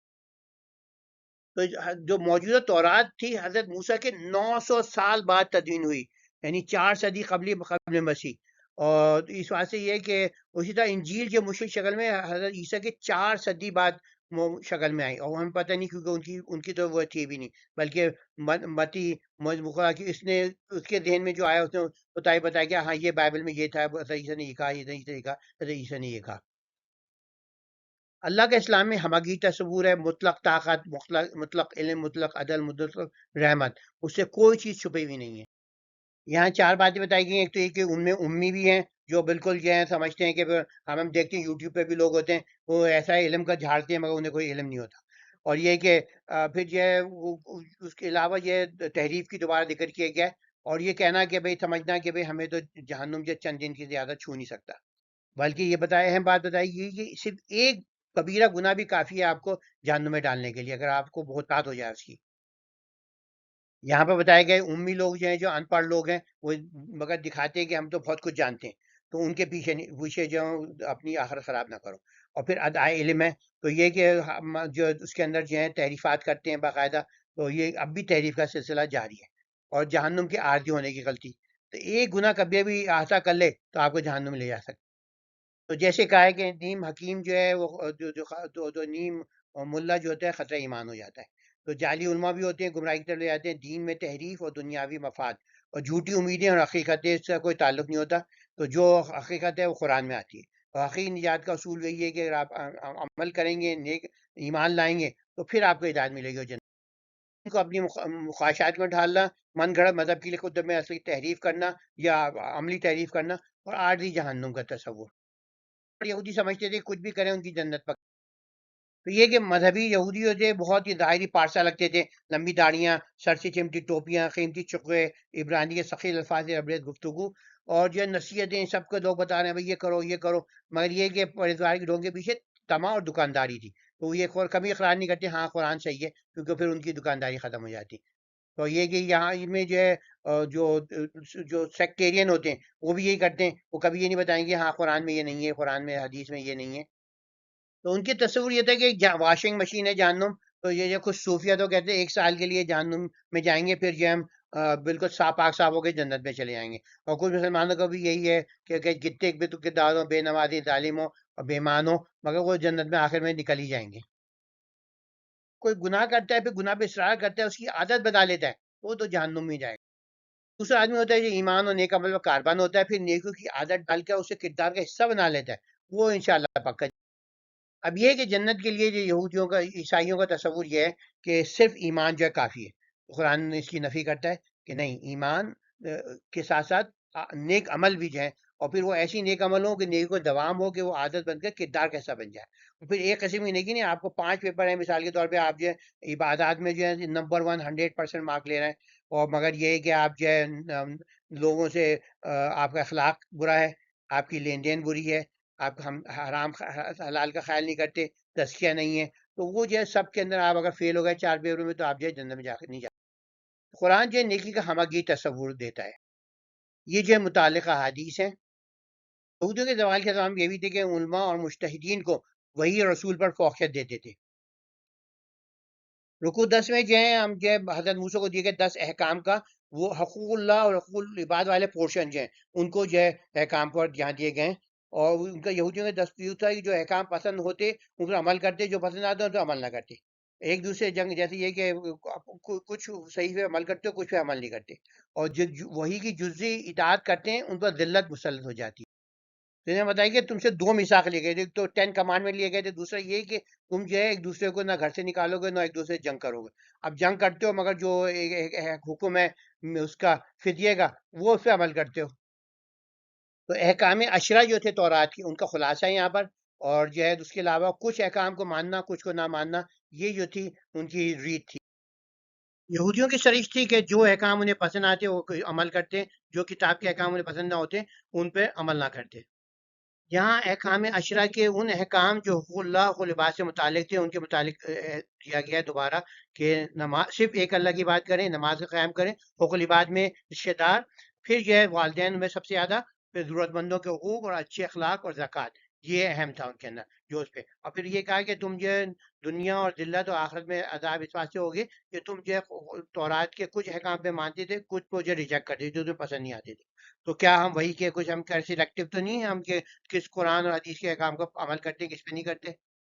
یہاں پر کہ بنی اسرائیل کی سرتابیاں کیا تھی، مسلمانوں کیا کرنا چاہیے، حقوق اللہ حقوق العباد نبھانے کا عہد لیا تھا انہوں نے، وہ نہیں کرتے تھے، باہمی ظلم نہ کرنے کا عہد لیا تھا، وہ ظلم کرتے تھے، مسلمان بھی آپ ایک دوسرے پہ ظلم کرتے ہیں، اور کتاب الہی کے تمام احکام ماننے کا حکم جب پتہ چل گیا اس پہ عمل کرنا ہے، تو یہ کیا ہم مسلمان کہتے ہیں ہاں کہ بھئی جو ہے اللہ کے آگے ہم فوراً سر چکا دیتے کیا؟ اور کیا دنیا کو آخرت بھی ترجیح دیتے ہیں؟ آخرت کو ترجیح دیتے ہیں؟ تو یہ جز وقتی اسلام ہوتا ہے ہمارا، حقوق اللہ اور بات سے روگردانی کرتے ہیں، تو یہ کہ اللہ سے ایک ہی عہد کی روگردانی کرتے ہیں مسئلہ کے مطابق، اور من پسند آیا بھی مانتے ہیں کہ ہم پوری وحی کا اتباع کریں، جو قرآن اور حدیث کا حکم آ گیا اس کو من و زم من یہ کانٹیکس یہی ہے کہ مدینے کے 3 آبادیاں یہودی قبائل جو تھے وہ مختلف قبائل سے وہ تھے، اور عرب میں بھی یہ تھا، اور پھر وہ ان کے ساتھ مل کے لڑتے اور ان سے جو تھے پھر وہ جو اپنے تورات کے مطابق ان کے جو تھے چھڑانے کے لیے وہ عمل کرتے ہیں ان پر۔ تو اب ہمارے لیے بھی لمحہ فکر یہ ہے کہ ہم بھی جو مختلف ملکوں اور فرقوں میں بٹ گئے ہیں آپس میں لڑتے رہے ہیں اور لڑتے رہیں گے، تو اس کے لیے کہ ہم جو ہے ترجیح دیتے ہیں اپنی مسلکی کتابوں قرآن اور صحیح حدیث کو عملاً، تو قرآن کو اکثر جو ہے 60% آبادی ہماری قرآن کو جانتی بھی نہیں ہے۔ تو ایک اہم سنت اللہ بیان کی گئی ہے کہ اگر آپ جو باہم لڑیں گے وہ محکومی کا شکار ہو جاتے ہیں، تو یہ جو ہے صرف ان کے لیے نہیں ہے، بدھسٹ بھی ہوں کوئی بھی مذہب کے لوگ ہوں گے جب آپ میں لڑیں گے تو وہ انتشار کا شکار ہوں گے، اور پھر وہ دوسری قوم جو ہے ان پر مسلط ہو جائے گی۔ تو مسلمانوں کے ساتھ دو اہم یہاں پر آپ کو ٹیچنگ ہے، ایک کہ عبادت کے ساتھ حقوق العباد بھی کریں، اچھے اخلاق ڈیولپ کریں، اور اس کے ساتھ بھلائی کریں، لوگوں سے میٹھا بولیں، مدد کے لیے مدد بھی کریں لوگوں کی، اور یہ وہی کہ تمام احکام پر عمل کرنا فرض ہے، صرف من پسند احکام پر نہیں، اور یہ کہ اپنی ثقافت کو اور علماء کے احکام پر ترجیح نہ دیں۔ ابھی یہودیوں کا ایک یہ بھی تھا کہ اپنے پسند کے رسول کو جو آدمی پسند کی بات کہتا اسے مانتے، اب ہمارے یہاں بھی یہ کہ جو پسند کی باتیں کہتے ہیں عالم ہو تو اس کی بات سنتے ہیں، اسے جو ہوتا ہے اسے ریجیکٹ کر دیتے ہیں۔ تو حضرت عیسیٰ کو جھٹلانے پر جو اللہ کا عذاب نازل ہوا تھا، وہ اللہ کے رسول کو جھٹلانے پر اور تیزی سے بڑھ گیا، ان کو وارننگ دی جا رہی ہے، اور پھر یہ بہانہ بھی کرتے تھے کہ ہم سے صرف اپنے اترے نبیوں کو وہ کرتے ہیں، بھائی تم نے تو اپنے نبیوں کو کتنے سے کئی 100 انبیاء تھے جن کو تم نے ریجیکٹ کیا، اور کئی سے جو تھے ان کو تم نے مارا بھی، تو اور پھر بچڑا کیوں پوجا اگر تم حضرت موسیٰ کے ساتھ آتے تھے، تو آخر میں نجات کی گارنٹی ہے تو تم آخر موت سے تک کیوں ڈرتے ہو، اور مسلمانوں میں بھی کیا موت کا ڈر ہے کیا؟ تو یہاں بتایا گیا کہ حضرت موسیٰ کے بعد جو حضرت عیسیٰ آئے، اور پھر ان کے ساتھ روح القدس سے سپورٹ کیا گیا، اور پھر جو ہے ان نے کہا کہ بھئی ہمارے تو دل تو بند ہیں، ہم تو صرف اپنے جو وہ ہیں ان کو ہی مانتے ہیں، ہم اپنے علماء کو مانتے ہیں، صرف اپنے انبیاء کو مانتے ہیں، اور پھر یہ جو اسی واسطے یہ اس کے اندر کہ ان کے پاس کیسے جو ہے اللہ تعالیٰ نے ان کو جو ہے عذاب نازل کیا، ان پہ ذلت نازل ہوئی۔ کے موضوعات یہاں پر ہیں، پیغمبروں کا انکار، تکبر اور دلوں کی سختی، دعویٰ کرنا کہ ہم دل علم سے بھرے ہوئے ہیں، نبی کریم صلی اللہ علیہ وسلم کا انکار، دین کو دنیاوی مفاد پر بیچنا، سم الہامی کتابوں کو نہ ماننا، یہ کچھ یہ عملی بھی ہو سکتا ہے کہ آپ مانتے تو ہیں مگر اس پر عمل نہیں کرتے، نافرمانی اور بت پرستی، اور وہی ہوتی ہے ہماری خراب پرستی آ گئی ہے، جنت کا دعویٰ کہ بھئی ہمارا تو پکی جنت ہے ہماری، اور دنیا سے محبت اور موت کا خوف، تو یہ سب یہ وہ ان کی وہ تھی، اور اس کے اندر جو ہمارے سے ہمیں سبق کیا ملتے ہیں تو یہودی جو تھے رسول اور انبیاء کی وحی کے ان حصوں کو رد کر دے جو ان کے فائدے اور روایت کے مطابق ہوتے ہیں، اور جز وقتی مسلمان ہوتے ہیں وہی وحی کو عملی طور پر مسترد کر دیتے ہیں۔ اب شرک کی بات یہ ہے کہ جب رج بس جائے، جب سخاوت کا حصہ بن کر نسل سے منتقل ہو جائے، تو پھر جو آستانوں سے رتبے اور پیسے ملنے لگتے ہیں، تو پھر لوگ جو حق کو جان کر ہر درجے پہ قائم رہتے ہیں۔ شرک اور نافرمانی میں ڈوبے ہونے کے باوجود نجات کو اپنا حق سمجھتے ہیں، مگر موت سے بھی ڈرتے ہیں، کیونکہ تحت شعور میں پتہ ہے کہ بھئی ہم تو جنتی نہیں ہے، ہمارے ایسے نہیں۔ اب تین بڑی رسول ہیں، ان کے سے تین بڑی ڈسپنسیشن آئی ہے، یہودی اور عیسائی اور اسلام۔ تو انہیں بتایا گیا کہ کیسے ان کے بعد مختلف پیغامبر بھیجے گئے، آخر میں حضرت عیسیٰ ہے جن کو تم نے تو بہت سارے انبیاء کو یہ ہوتا ہے تم نے خواہشات کے مطابق نہیں ہوتا تھا کوئی تعلیم، تو تم انہیں ریجیکٹ کر دیتے تھے، اور پھر یہ کہنا کہ ہمارے حق بات پہ رعایت نہیں کر سکتی کیونکہ ہمارے تو کان بنے، ہم اپنے اس کا سوچتے ہیں، جو ہمارے علماء کہتے ہیں، ہمارے مولوی کہتے ہیں، ہمارے نبی کہتے تھے، اس کے علاوہ ہم کچھ نہیں سنتے۔ تو یہ کہ حق کو پہچان کر بھی انکار کرنے والے بدترین لعنت کے مستحق ہو جاتے ہیں، تو اس کے اندر یہ احتیاط کرنی۔ تو یہ بنی اسرائیل کی سرکشی اور انبیاء کی مخالفت اور ہدایت کو مسترد کرنے کا بہانہ تھا یہ صرف کہ بھئی ہمارا غور اللہ میں لپٹیں، اور تاریخ کے تیسرے عظیم رسول حضرت وسلم تھے، اور ان کی استقبال کی بجائے ان سے حسد کیا اور قرآن کا انکار کیا اور خود ساختہ ایمان بنا لیا اپنا۔ حضرت موسیٰ کو تورات نازل ہوئی، ان کے عشرہ احکام عشرہ نازل ہوئے، اور بہت کم یہودی جو ان پہ عمل پیرا ہے۔ جیسے کہتے ہیں قرآن کے اس کے بیچ میں ہم نے بہت سارے انبیاء کیے، تو پانچ اہم رسول تھے ان کے بعد، اور یہ پانچ جو تھے اہم جو تھے اس کے اندر جو تھے نبی بھی تھے، ان میں جوشوا، ساموئل، ڈیوڈ، حضرت داؤد، حضرت سلیمان اور عزیر علیہ السلام تھے۔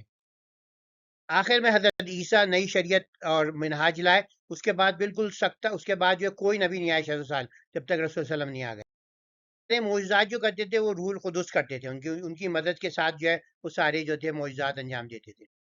یہ انبیاء کرام ہیں جنہیں بنی اسرائیل نے قتل کیا۔ تب یہ کہ ان کی اس کی ہٹ درمی کی انتہا تھی، وہ کہتے تھے ہمارے اتنے راسخ العقیدہ ہے کہ ہمارے میں لبا لب بھرے ہوئے ہیں، جو ہے ہمارا کوئی گنجائش ہی نہیں ہے، ہم اپنے عقائد اتنے بولے کہ نتیجے کی گنجائش ہی نہیں ہے۔ بلکہ یہ تو افسوس کی بات ہے بھائی، اللہ کی طرف سے حق آیا ہے تو اس کے لیے اپنے ذہن کھولو، دل کھولو، نہیں ہم تو بھائی ہم ہٹ درمی کرنا حق کے آگے۔ تو یہ ہمارے لیے بھی لمحہ فکری ہے کہ اگر ہمیں پہ صحیح حدیث قرآن صحیح حدیث سے کوئی بات پتہ چل جائے، اور ذاتی اقتصادی سماجی مفاد کسی مسئلہ شہرت اثر رسوخ کسی کو بھی نقصان پہنچے، مگر آپ اسی پہ عقیدے میں جمے رہیں گے کیا آپ جو ہے قرآن اور حدیث کی بات سنیں گے؟ تو یہودیت تھے نبی آخر زمان کا انتظار کر رہے تھے اور سب کو بتا رہے تھے یہ نشانیاں ہیں، وہ جب پتہ چلا کہ ہمارے تعداد بھائیوں میں آ گئی ہے تو نسلی تعصب میں سارا جوش ٹھنڈا ہو گیا اور لگ گیا کہ ہم کس طرح ان کی مخالفت کریں، تو حسد میں اپنی ہی نجات کا سودا۔ تو غضب بغضب نازل ہوا حضرت عیسیٰ پہ، ریجیکٹ کرنے پر، ان کو مارنے کی کوشش پر ان کو جو ہے نکال دیا گیا اور کتنی لاکھوں مرے، اور اس کے بعد بھی جو ہے ابھی تک عذاب کے اندر مبتلا ہیں۔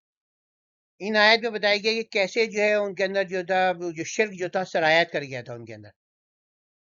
92 سے 96 میں ہمیں دیکھیں گے کیسے صریح آیات لے کر آئے تھے، مگر اس کے پیٹھ پیچھے گو سالہ سامری کی پرستش شروع کر دی، تو ہمیشہ ظالم رہے۔ تو ان کی سر کی تعریف بتائی جائے بچڑے کی پوجا، وہی کو مقدم رکھنے کی عہد کی خلاف ورزی، اور کے اللہ کے چہیتے ہونے کے بلند باند دعوے کرتے تھے، اور پھر موت سے اتنا ڈر۔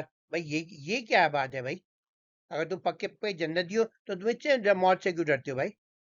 ایک بنی اسرائیل کا یہ دعویٰ تھا کہ بھائی ہم تو صرف موسیٰ کی شریعت کے پیروکار ہیں، وہ علیہ السلام کی۔ تو بھائی اگر تم ان کے پیروکار تھے بھائی، ان کو تو تم نے اتنے معجزے دیکھے، 9 معجزے مصر میں دیکھے، پھر جو ہے سمندر کا پارٹ ہونا، اس میں سے نکل آنا، اور پھر وہ 30 دن کے لیے گئے، 10 دن کی دیر ہو گئی تو تم نے گوشالہ پرستی شروع کر دی۔ تو یہ کیا، یہ تمہارا بھائی کیسا ایمان تھا؟ تو اب یہ کہہ رہے کہ ہم تو ان کے پیروکار ہیں، شاید تمہاری بات نہیں سنیں گے۔ تو یہ کہ تم جو تھے اور جتنے بھی اور چنے ہونے کا جھوٹا دعویٰ کرتے ہو، اور موت کا اتنا خوف ہے بھائی، تم اگر جنتی ہو تو پھر موت کا ڈر نہیں ہونا چاہیے جیسا۔ یہ تمام معجزے تھے جو انہوں نے ان کے سامنے دیکھے۔ پوائنٹ دوبارہ دیکھے، اتنی سارے معجزات دیکھنے کے بعد تم نے بچڑا کی پوجا کر دی، یہ تمہارا ایمان کتنا کمزور کیوں تھا بھائی؟ ابھی سمجھایا جا رہا ہے کہ تم تو اتنا گھمنڈ کرتے ہو کہ ہم تو بھائی ہم تو اہل وحی ہیں، اور پھر جو ہے عرب کو اجڑ گمار سمجھ کے پوری دنیا کو کہتے ہو تم امی ہو، جنٹائلز ہو، ہم جو ہیں وہ ہیں۔ مگر یہ کہ تمہارا حال یہ تو تورات جو ہے صرف تلاوت کر رہے ہوتے ہو اگر جانتے ہو تو، مگر اس پہ عمل تو نہیں کرتے۔ تو یہ جو ہے اس واسطے ان کو عمل کروانے کے لیے اللہ نے کوہ طور کو تمہارے سروں پر سایہ فگن کرا کہ تم کرو، اور عوام جو ہے تورات کو پڑھنا تو سیکھ لیتی ہے مگر سمجھتی نہیں، اور تمہارے ان کو عملاً طور پہ جو ہے تم اپنے علماء کی جو تعلیمات کے قول ہیں، فقہ ہے، اس کو ترجیح دیتے ہو، تم تورات کے مطابق تو فیصلہ نہیں دیتے۔ یہ باطل تصور اصل یہ کہ قرآن بتاتے ہوئے یہ باطل تصور ان کے ذہن میں تھا کہ بقائد سفارش کی، اللہ تو اتنی دور ہے، وراء الورا وراء الورا ہے، تو ہمارے پاس تو اس کی آواز پہنچ ہی نہیں سکتی، تو ہمیں کوئی نہ کوئی جو ہے یا دیوی دیوتا تلاش کرنا ہے، یا بچڑا تلاش کرنا ہے، یا کوئی ولی اللہ تلاش کرنا ہے۔ تو یہ کہ ان کی جو ہے ہر طرف جو تھی پورے اسرائیل کے اندر کوئی نہ کوئی مدار بنا ہوا تھا اس کا، کوئی کسی ولی کا، اس سے آگے وہ کرتے تھے بھائی تم ہماری سفارش کر دینا۔ تو یہ کہ بے جان جانور اور مردہ ولی ان کی مراد اللہ تک پہنچا دیں اور سمجھتے تھے، تو یہ تو بالکل غلط عقیدہ تھا۔ تو قبر پرستی میں جو ہے جو پرستش کی جذابیت یہ ہے کہ وہ سمجھتے ہیں بھائی ساری دنیا کر رہی ہے، اتنا آسان ہے، اور پھر ایک جشن، ایک پارٹی کا سما ہوتا ہے، وہاں جاؤ تو دھمال ہو رہا ہے، یہ ہو رہا ہے، اور خوف جو لنگر بٹ رہے ہیں، اور پھر یہ خوف اور لالچ جو تو کہنے بھائی یہ ہمارے سامنے بالکل یہ ہمارے فارم کر دیں گے، آسان مراد آوری اور نجات بھی ہے کہ بھائی کوئی محنت بھی نہیں کرنی، نہ روزے رکھنے پڑ رہے ہیں، نہ نماز رکھنی پڑ رہی ہے، اور وہ سمجھ گیا کہ ہم نے جو ہے اپنی مذہبیت جو ہے اس کا سکون، اپنی اس کو سکون پہنچا دیا۔ کیا ہم بھی شرک سے آلودہ تو نہیں؟ کیا ہم بھی آستانے تو نہیں جاتے ہیں جہاں پر نشے کی جاتے ہوں، مرد عورت مل کر دھمال ڈالتے ہوں؟ کیا نماز، روزہ، زکوٰۃ، کسب حلال، اخلاق دار کے مطابق زندگی ساکھنے کی اہمیت دل سے محو وہ تو نہیں ہو گئی؟ تو ہاتھ رات جانے کے پیچھے ہم لوگ دوسروں کے وسیلے تلاش کرتے ہیں، ہم شارٹ کٹ کی تلاش میں کہیں آخرت شارٹ سرکٹ تو نہیں کر رہے؟ یہودی کہتے تھے سن تو لیا مگر مانیں گے نہیں، تو کیا ہم میں بھی ایسے لوگ ہیں جو مسلک کے خلاف کسی قرآنی آیت و حدیث کو سننے کے لیے تیار نہیں ہوتے، سن لیتے تو ماننے کو تیار نہیں ہوتے؟ یہودیوں کو آخرت پہ ایمان تو تھا مگر تخین نہ تھا، اس بات سے وہ کہتے دنیاوی ترجیحات پہ سارے فیصلے کرتے تھے، بے ایمانی، جھوٹ، قسم و حرام، سود سب چلتا تھا۔ تو کیا مسلمانوں میں کچھ لوگ ایسے ہیں؟ لمبی عمر کا کوئی فائدہ نہیں، کیونکہ جتنی لمبی عمر ہوگی اتنا سخت عذاب ہوگا، اگر آپ کے اعمال نہیں بدلے۔ مسلمانوں کے لیے کیا رہنمائی ہے کہ اس کے اندر انبیاء کی نافرمانی، حسد، انکار، منافقت، دنیا کی محبت، اس کو ہم کیسے دور کریں؟ متعلقہ احادیث کیا ہیں؟ یہودی نے اپنی تاریخ میں صرف ان نبیوں علماء کو سنا جو ان کی پسند کی بات کہتے، جو پسند کی بات نہیں کہتے تو اس کو جو ہے یعنی کہ اس سے یا ریجیکٹ کر دیتے تھے یا اس کو مارنے کی کوشش کرتے تھے۔ تو حضرت عیسیٰ جو تھے حضرت موسیٰ کے 14 سال بعد آئے، اور رسول اللہ کے رسول جو ہے 600 سال بعد، جیسے ہم دیکھیں گے۔ تو یہ جو انہیں بے ایمانی، شرک، سود خواری، قطع رحمی سے روکتا تو اس کے خلاف ہو جاتے۔ تو رسول اللہ جو تھے حضرت عیسیٰ کے 600 سال بعد مبعوث ہوئے، تو انہیں بھی ان کے ساتھ ماننے سے انکار کر دیا کہ کیونکہ وہ ان کے ان سے نہیں تھے، نسل سے نہیں تھے۔ تو اسی لیے آخر کے حساب کتاب سے یقین رکھنے والے اللہ کے تمام انبیاء کو مانتے ہیں اور وہی کی مکمل پیروی کرتے ہیں۔ تو آخرت کے سب انسان برابر ہیں، گناہ گار چاہے یہودی ہو، عیسائی ہو، مسلمان ہو، سب کو برابر کی سزا ملے گی۔ یہاں پہ تین بار بار رکوع کے اندر تین اہم سبق ہیں۔ ایک تو یہ کہ اگر کسی اللہ کی محبوب ہستیوں کا دشمن ہوگا وہ اللہ کا دشمن ہوگا، تو اور دوسرا یہ کہ فرقہ وارانہ مذہبی عقائد کو سب کے علاوہ ترجیح دینے والے فاسق ہیں، اور جادو ٹونا یہ سب چیزیں جو ہیں وہ کفر ہیں، اور جہنمی جو ہے جو جادو کرنے والا بھی ہے اور جادو کروانے والا بھی ہے۔ یہاں اہم موضوعات ہیں، حضرت جبریل جو تھے ان کے خلاف تھے کہ بھئی یہ وہی لائیں، یہ ہمارے خلاف ہے۔ اور پھر ایک پچھلی اسلامی کتب کی جو آسمانی کتب کی تصدیق کرتی ہے قرآن۔ جادو تو ہاروت ماروت کا امتحان، آخرت کو دنیاوی فائدے کے بدلے بیچنا، اور مومنین جو ہے جھوٹ اور باطل کو ترک کریں۔ یہ بتایا گیا کہ جو حضرت جبریل کی مخالفت کرتا ہے وہ جو ہے اس سے اللہ بھی مخالفت کرتا ہے۔ تو یہ اس کے اندر اب یہ کہ جنہوں نے جو بھی عہد ہوتا ہے وہ اسے توڑتے تھے، اور جو ہے ان کی جو رسول آئیں جو ان کے پاس موجود ہے اس کی تصدیق کرتے ہوئے، تو جو ہے اس کو کتاب کو جو اپنے پیٹھ پیچھے پھینک دیتے ہیں وہ۔ اب یہ دشنام ترازی کرنا مقدس ہستیوں سے، وہ جو ہے اس کی ایک تو آپ کا وہ دیکھیں کہ وہ آپ کہہ رہے ہیں کہ بھئی جو ہے فلاں فلاں آدمی مجھے پسند نہیں کرتا، تو یہ کہ ویسے بھی ان کا دعویٰ جو تھا حضرت جبریل سے دشمنی کا دعویٰ اسلام کو نہ ماننے کا بہانہ تھا، اور پھر یہ یہودی جو تھے قرآن کی مبرہن آیت کو رد کر رہے ہیں، تو کوئی اچنبھی کی بات نہیں، وہ تو یعنی کہ ہمیشہ یہ نہ تو رد کرنے کی ایک ان کی تاریخ ہے، رب کی بھی عہد کو توڑتے ہیں، بندوں سے کیا توڑتے ہیں، اور جادو اور توہم کی پیروی کرتے ہیں۔ اب وہ جادو جو ہے، توہمات جو ہیں ہم میں کتنی رائج ہیں، یہ اس پہ بھی غور کریں۔ تو اللہ اس کی محبوب حضرت سے دشمنی رکھنے والا اللہ کی دشمنی کو دعوت دیتا ہے، اور اللہ کی آیت سے روگردانی یہ سرکشی کی اوج ہے۔ جو اللہ کسی مقدس ہستی سے دشمنی رکھے، اللہ اس کا دشمنی رکھے گا۔ ہدایت کی ضد اور عہد شکنی، قرآن کا انکار اور دین میں تحریف۔ حضرت جبریل روح القدس بھی تھے جو حضرت عیسیٰ کو معجزے انہوں نے ان کے ساتھ معجزے میں مدد کری، اور فرشتادہ وہی بھی تھے اور سب سے اہم فرشتے ہیں، تو ان سے دشمنی کرنا ہے اس کا کیا مطلب سمجھ نہیں آتا۔ انہوں نے اپنے ذہن میں سمجھ لیے تھے کہ حضرت میکائیل جو ہیں وہ اللہ کے دربار میں ہماری سفارش کر رہے ہوتے ہیں اور جبریل جو ہماری کاٹ کر رہے ہوتے ہیں۔ اب ان کا تصور جو ذہن میں بنا لیا، اور اس کے بعد جب عیسائیت اور اسلام ان کے ذریعے آئی تو ان کے پہنچایا حضرت عیسیٰ اور حضرت موسیٰ کو، تو پھر وہ اور دشمن ہو گئے۔ یہ قرآن کہہ رہا ہے بھائی پیغام لانے والے دشمنی کا کیا فائدہ، پیغام تو نہیں بدلے گا، اگر میکائیل لائے اسرائیل لائے کوئی بھی لایا، وہ تو پیغام تو اللہ بھیج رہا ہے نا، وہ تو وہ نہیں بدلے گا۔ اس کی منطق یہ سمجھ آتی ہے کہ شاید وہ سمجھ رہے تھے کہ یہ ہماری بنی اسرائیل میں ہی آخری نبوت آنی تھی، اسرائیل نے یہ دیتے جبرائیل نے ہم سے دشمنی میں جو ہے وہی کو جان بوجھ کر ایک عرب کو دے دی۔ قرآن کی روشن نشانیاں کیا ہیں؟ ان کی لمبی تاریخ تھی رسولوں کو رد کرنے کی اور نبیوں کو، وہ صحیفوں کو بھی رد کرتے، تو مسلمانوں کا جا رہا ہے کہ وہ جو تھے اپنی قوم کے مبعوث نبیوں ان کی صحیفوں کو رد کر دیا، تو تم یہ اچھن پے کی بات نہیں کہ اگر تمہارے نبی کو جو ہے وہ رد کرنے کی کوشش کر۔ جادو کفر ہے، کفر ہے، کفر ہے، اور حضرت سلیمان نے کوئی کفر نہیں کیا تھا، کوئی وہ جادوگر نہیں تھے۔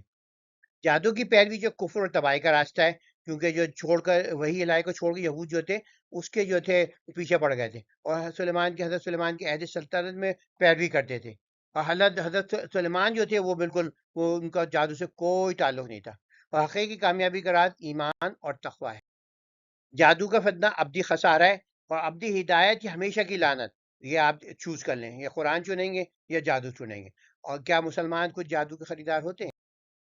تو یہ حضرت سلمان جو حضرت داؤد کے فرزند ارجمند تھے اور اسرائیل کے تیسرے بادشاہ تھے، 9090 قبل مسیح پیدا ہوئے، 9070 سے 931 تک اپنے انتقال تک اسرائیل کے بادشاہ رہے۔ تو ان کا جو دور جو اسرائیل کا عروج تھا، تو اس کے بعد جو 10 دوسرے بڑھ گئے، جیسے ہمارے یہاں جو تھی حضرت عثمان کے بعد جو تھے جو تھی خلافت جو تھی 200 میں بڑھ گئی، اور دنیا کے عقل مند ترین انسان مشہور تھے اور امیر ترین بادشاہ بھی تھے۔ قرآن نے کہا تھا کہ جو سلیمان جو تھے علیہ السلام بت پرست نہ تھے، تو اب ثابت ہوا کہ 20ویں صدی میں جا کے بیت المحققین نے دریافت کیا کہ جو منفی تاثرات جو تھے حضرت سلیمان کے انتقال کے بعد 280 سال بعد ایک ڈیوٹرونومس لکھاری تھے بادشاہ جوشہ کے زمانے میں، تو انہوں نے جو تھی بائبل میں تعریفات کی تھی اور ان کو جو تھا برا بنایا تھا۔ تو ہاروت و ماروت کے اندر جو تھی کے واقعے کے اندر کچھ لوگ جو ہیں کچھ اچنبے کا اظہار کرتے ہیں، کیونکہ فرشتوں کے بعد تو اجاد فری ول ہوتی ہی نہیں ہے، تو نہ ان کے پاس استرار ہے، نہ انگیش ہے، شہوت ہے، اشتہا ہے، تو کس طرح جو ہے وہ ہو گیا گناہ میں ملتوا۔ تو یہ اس میں لوگ کر دیا ہے، کہانیوں کو جو ہے مفسر کرام نے ریجیکٹ کر دیا ہے۔ وہ پاکیزہ سے صرف آزمائش کے لیے جادو سکھاتے تھے۔ اور دوسری بات یہ کہ کیا وہ فرشتے بھی تھے، کیونکہ ایک دوسری ریڈنگ ہے آلٹرنیٹیو میں ملک ہے وہ، تو یہ کہ اس کے اندر ملک نہیں ملک ہے کہ بادشاہ جسے کہتے ہیں، یعنی کہ شہزادے تھے وہ۔ یہودی نے عراق کی جو بابل کے اندر جب جلا وطن تھے وہاں پر جادو اختیار، تو یہاں کہتے ہیں کہ جادو ہر دم نے کیسے آزمائش بنی، کیونکہ وہ جو تھی جادو اتنا رچ بس گیا تھا، تو ان کو اندازہ ہی تھا کہ کبھی گناہ، کیونکہ جو سکھانے والے تھے تو اور کوئی علماء کی بات تو سنتے نہیں تھے، تو انہیں کہا بھائی ایسا ایک آدمی ایکسپرٹ لا دو، اور پھر جو ہے وہ پہلے بتائے کہ بھائی یہ کبھی گناہ ہے، اسے تمہارا آخرت ضائع ہو جائے گی، ساری نیک اعمال ضائع ہو جائیں گے، عبادت ضائع ہو جائے گی، پہلے وہ کرتے پھر ان کو سکھاتے۔ اس طرح ہر آدمی کے پاس جو ہے اتمام حجت بھی ہو گیا، اور ان کو جو ہے پھر یہ کہ پھر وہ ان کو پتا کہ وہ نہیں بہانہ بنا سکتے کہ بھئی یہ جو ہے ہم جو سیکھ رہے ہیں وہ غلط کر، کیونکہ جو اصلی جادو جو شرک کے بعد سب سے بڑا گناہ ہے، کیونکہ اس میں شیطان کی جو ہے عبادت شامل ہوتی ہے، انہوں کی مدد سے ہوتی ہے۔ جادوگیری، جادو، تہم پرستی، فال، ستارہ شناسی، سب حرام ہے، جہالت، نجوم، کوئی حقیقت نہیں ہے۔ جب آپ جادوگر کے پاس جاتے ہیں، عامل، فالگیر، ستارہ شناس، نجومی، اور جتنے بھی آپ ایمان تقوی سے اتنے خالی ہو جاتے ہیں کہ اللہ فرما رہا ہے کہ کاش وہ ایمان تقوی اختیار کرتے تو جنتی ہو جاتے، یعنی آپ اگر کریں گے تو پھر آپ جہنم کے راستے پہ گامزن۔ تو یہاں پر یہ اہم سبق یہ ہے کہ اللہ کی محبوب ہستیوں سے محبت کریں، یا یہاں اب کوئی بھی ہو، مقدس ہستی ہو یا فرشتے ہوں، صحابہ کرام ہوں، سب کی جو ہے ان کی جو ہے وہ کریں آپ، دوستی کریں ان سے، ان کی دشمنی نہ کریں، اور ضد نہ کریں، قرآن مقدم کو مقدم رکھیں، اور اللہ ان کے بندوں سے عہد شکنی نہ کریں، جادو ٹونا فالگیری ہر چیز سے دور رہیں۔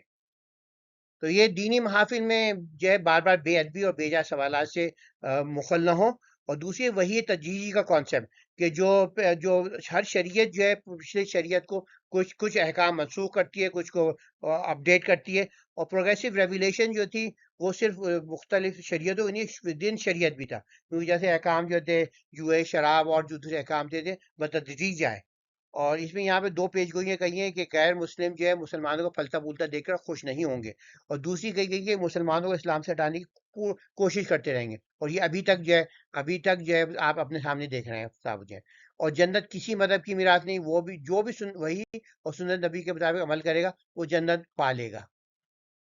تو یہ دینی محافل میں جو ہے آپ ڈسٹرب نہ کریں، اور جو ہے کانسیپٹ سمجھے پروگریسو ریولیشن کا، اور جو ہے بے جا سوالات نہ پوچھیں، اور یہ کہنا کہ بھئی جو ہے صرف جو ہے جنت یہودی نصاریوں کی وہ ہے، تو یہ بھی غلط ہے، جو بھی نیک عمل کرتا ہے وہ جنت حاصل۔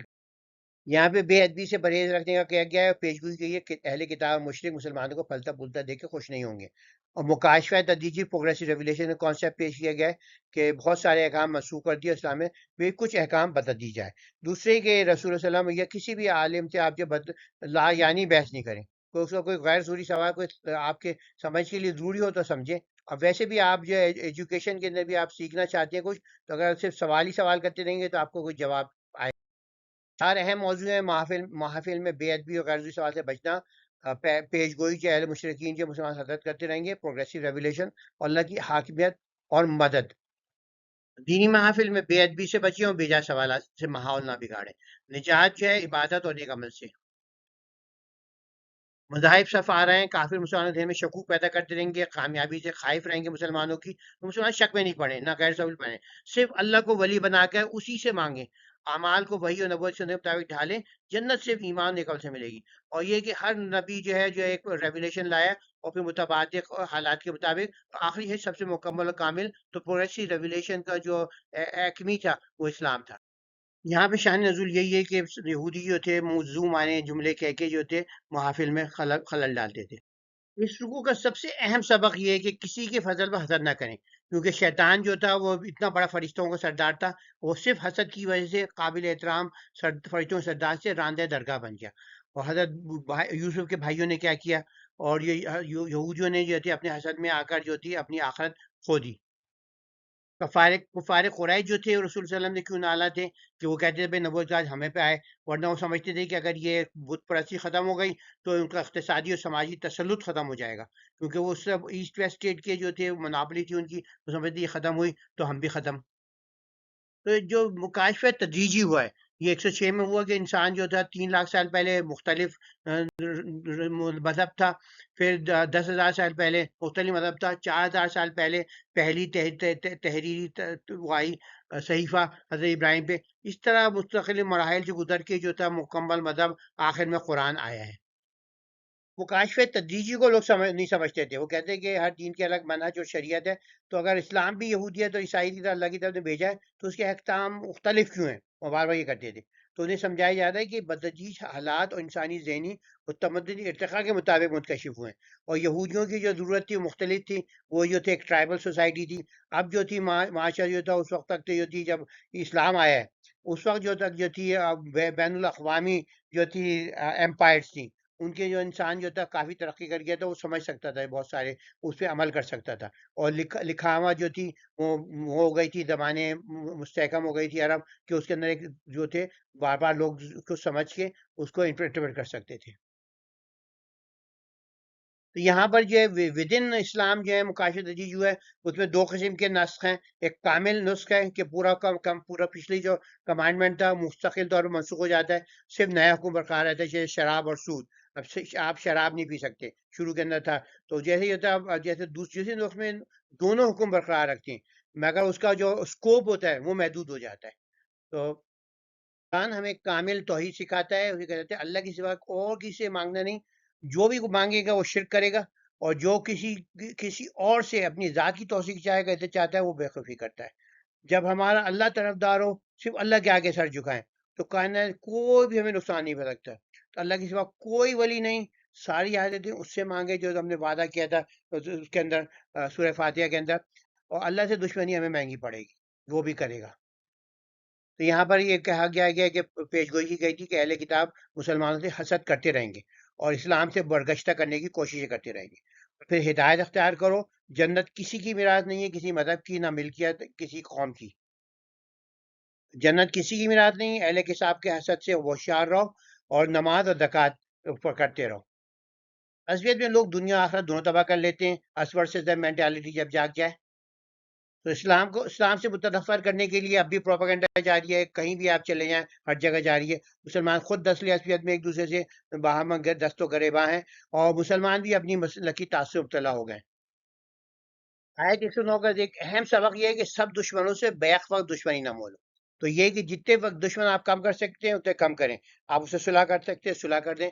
آپ جو ہے تبلیغ کا تاکہ ماحول جو ہے سازگار رہے، کیونکہ سب سے بہترین تو یہی ہے کہ ہر روح کو جو ہے آپ اللہ کی طرف گامزن کر دیں. تو یہ کہ میں کمزوری کی حالت میں دشمنوں سے درگزر کرو، اپنی علمی اور معاشی اور دفاعی طاقت کو بڑھاتے چلے جاؤ اور تبلیغ بھی کرتے رہو، تاکہ آپ اپنے اندر بھی اصلاح ہو اور لوگ بھی آپ کی صفوں میں لوگ شامل ہوتے رہیں، اللہ کے آگے جھکتے رہیں. معیشت کو علم، دفاع اور معیشت میں سبقت لینے کی کوشش کرو. یہ بار بار اس کے اندر سورہ بقرہ کے اندر میسج آئے گا. یہ جو اہم میسج بار بار آئے گا کہ جنتی ہونے کی غلط فہمی جو ہے بہت سارے لوگوں کو جاتی ہے. بغیر نیک عمل اور ایمان کے جنت ناممکن ہے. قرآن نے فرماتے کوئی بھی عقیدہ دلیل کے بغیر، برہان کے بغیر نہ رکھیں. آپ حق الحادو برہانوں ان کو صادقین ہمارے پاس ہونا چاہیے. اور اگر کوئی عقیدہ اور طریقہ قرآن سے حدیث ثابت نہیں ہے تو اسے مسترد کرنا چاہیے، چاہے کتنا بھی راسخ عقیدہ ہو.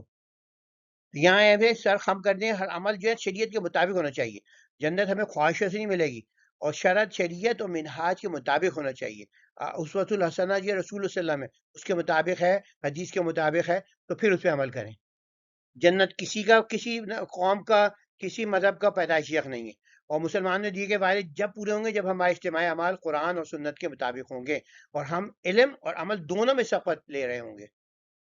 رکو 13 کا کنکلوژن یہ ہے کہ دینی اصول کا خیال رکھیں، اور حق کا جو متجی مکاشفہ ہے تو اس کو سمجھیں.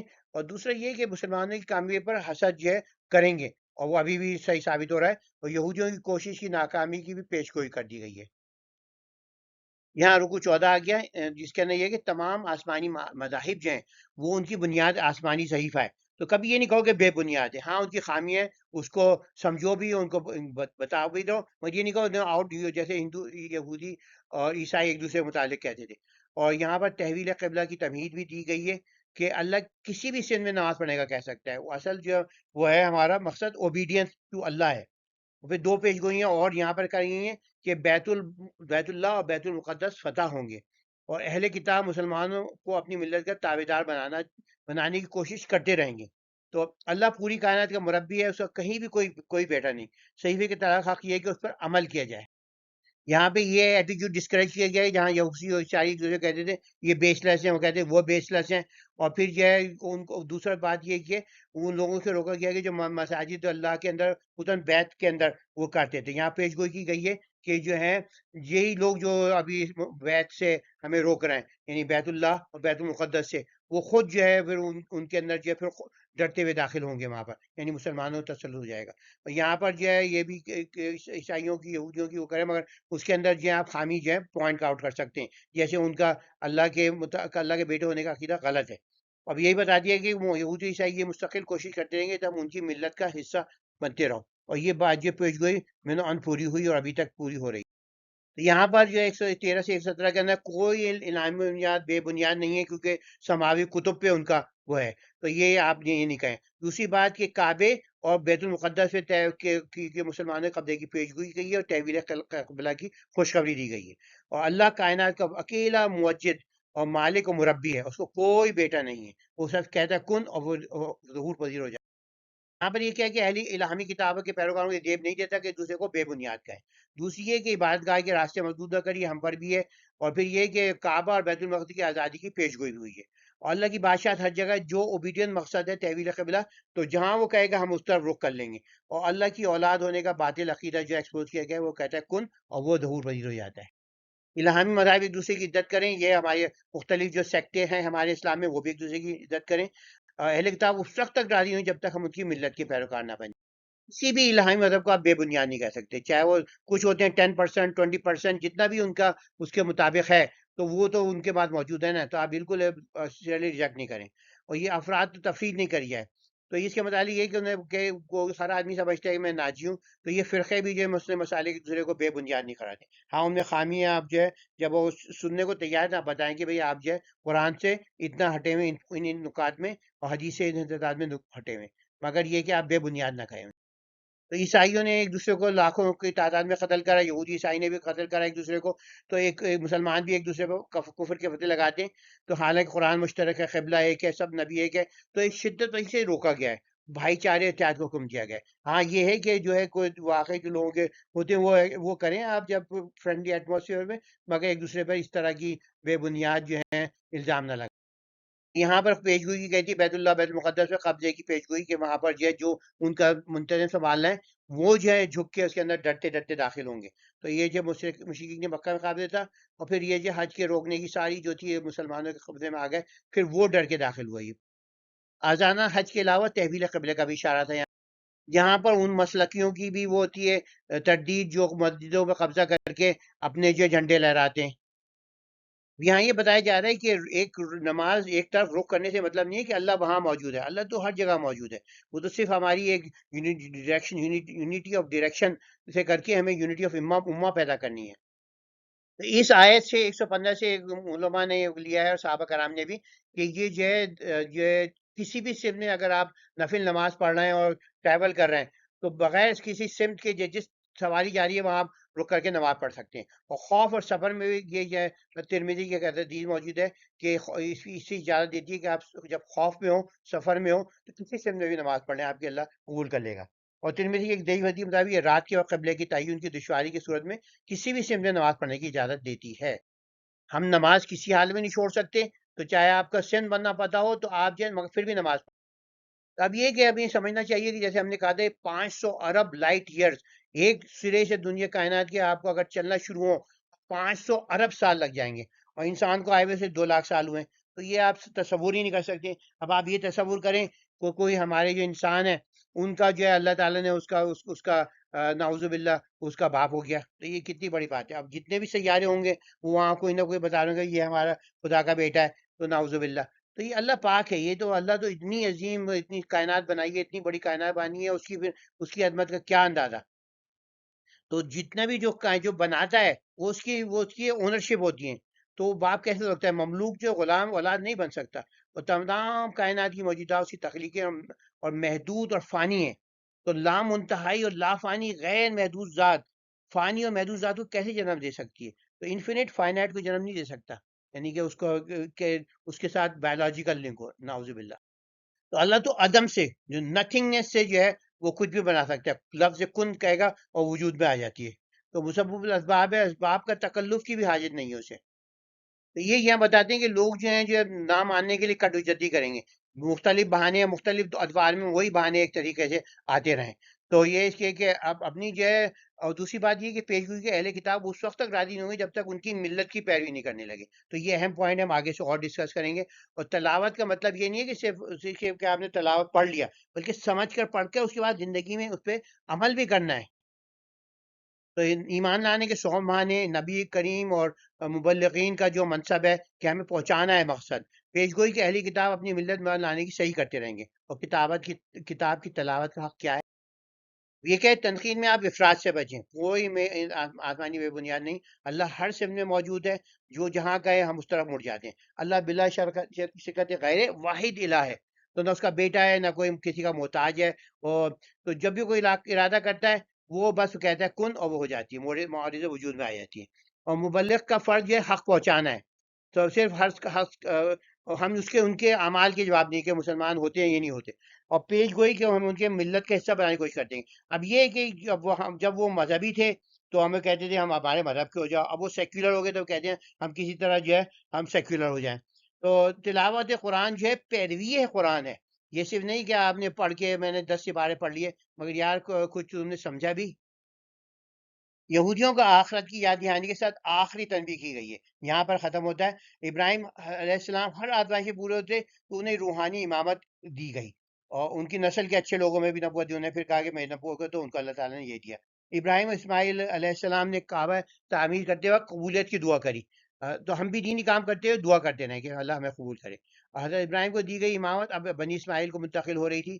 ابراہیم اسماعیل کی بنی اسماعیل سے ایک رسول کی دعا تھی تو وہ صرف ایک رسول انہیں بھیجا گیا. تو اس بات یہ کہا گیا کہ آپ دعا مانگتے وقت اپنی اس کو اب یہ یہاں پہ کیا گیا کہ جو تھی ان کو امام کس واسطے بنایا گیا ہے. آپ کا بھائی حضرت ابراہیم کو اس واسطے کیا گیا تھا کہ وہ تم تو اتنے ناہنجار ہو. وہ تو جو اللہ تعالیٰ کہتا تھا اس کو فوراً عمل کرتے تھے. اور پھر ان کی جو امامت کا جو ان کا دیا گیا تھا کہ اس کے اندر اولاد کے اندر وہ اس پہ دیا گیا تھا جو نیک لوگ ہوں گے. اور پھر ان کی جو دعا تھی جو ابھی پوری ہو رہی ہے انہوں نے پھر دعا کری شہر کے لیے کہ رزق کی. اور آپ کعبہ میں دیکھتے ہیں ابھی بھی جو ہے جب سے دعا ہوئی ہے ہمیشہ جو ہے وہاں پر رزق کی فراہمی ہوتی رہی. اور پھر جیسے وہ دعا کرتے تھے جب وہ دعا کر رہے تھے تو وہ دعا بھی کرتے جا رہے تھے. ساتھ ہی کوئی نئے کام کریں آپ دعا کرتے رہیں. اور پھر انہوں نے جو دعا کری تھی وہ یہی دعا کری تھی کہ اس کے اندر جو ہے ہمارے جو ہے ایک جو ہے ہمیں حج کے مناسک سکھا اور ایک امت مسلمہ بنا اور پھر ایک رسول دے. تو کیونکہ انہوں نے ایک رسول کی دعا کی تھی تو عربوں میں صرف ایک رسول آیا. جو تھی 9 رکوع کے اندر جو بنی اسرائیل کی قرارداد جرم دی گئی تھی. 5ویں رکوع سے 14ویں رکوع تک.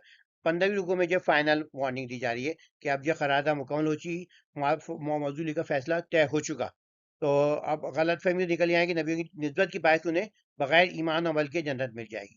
نجات کا معیار جو ہے ایمان اور عمل ہوتا ہے. اس کا ایک کنکلوژن اب آ گیا.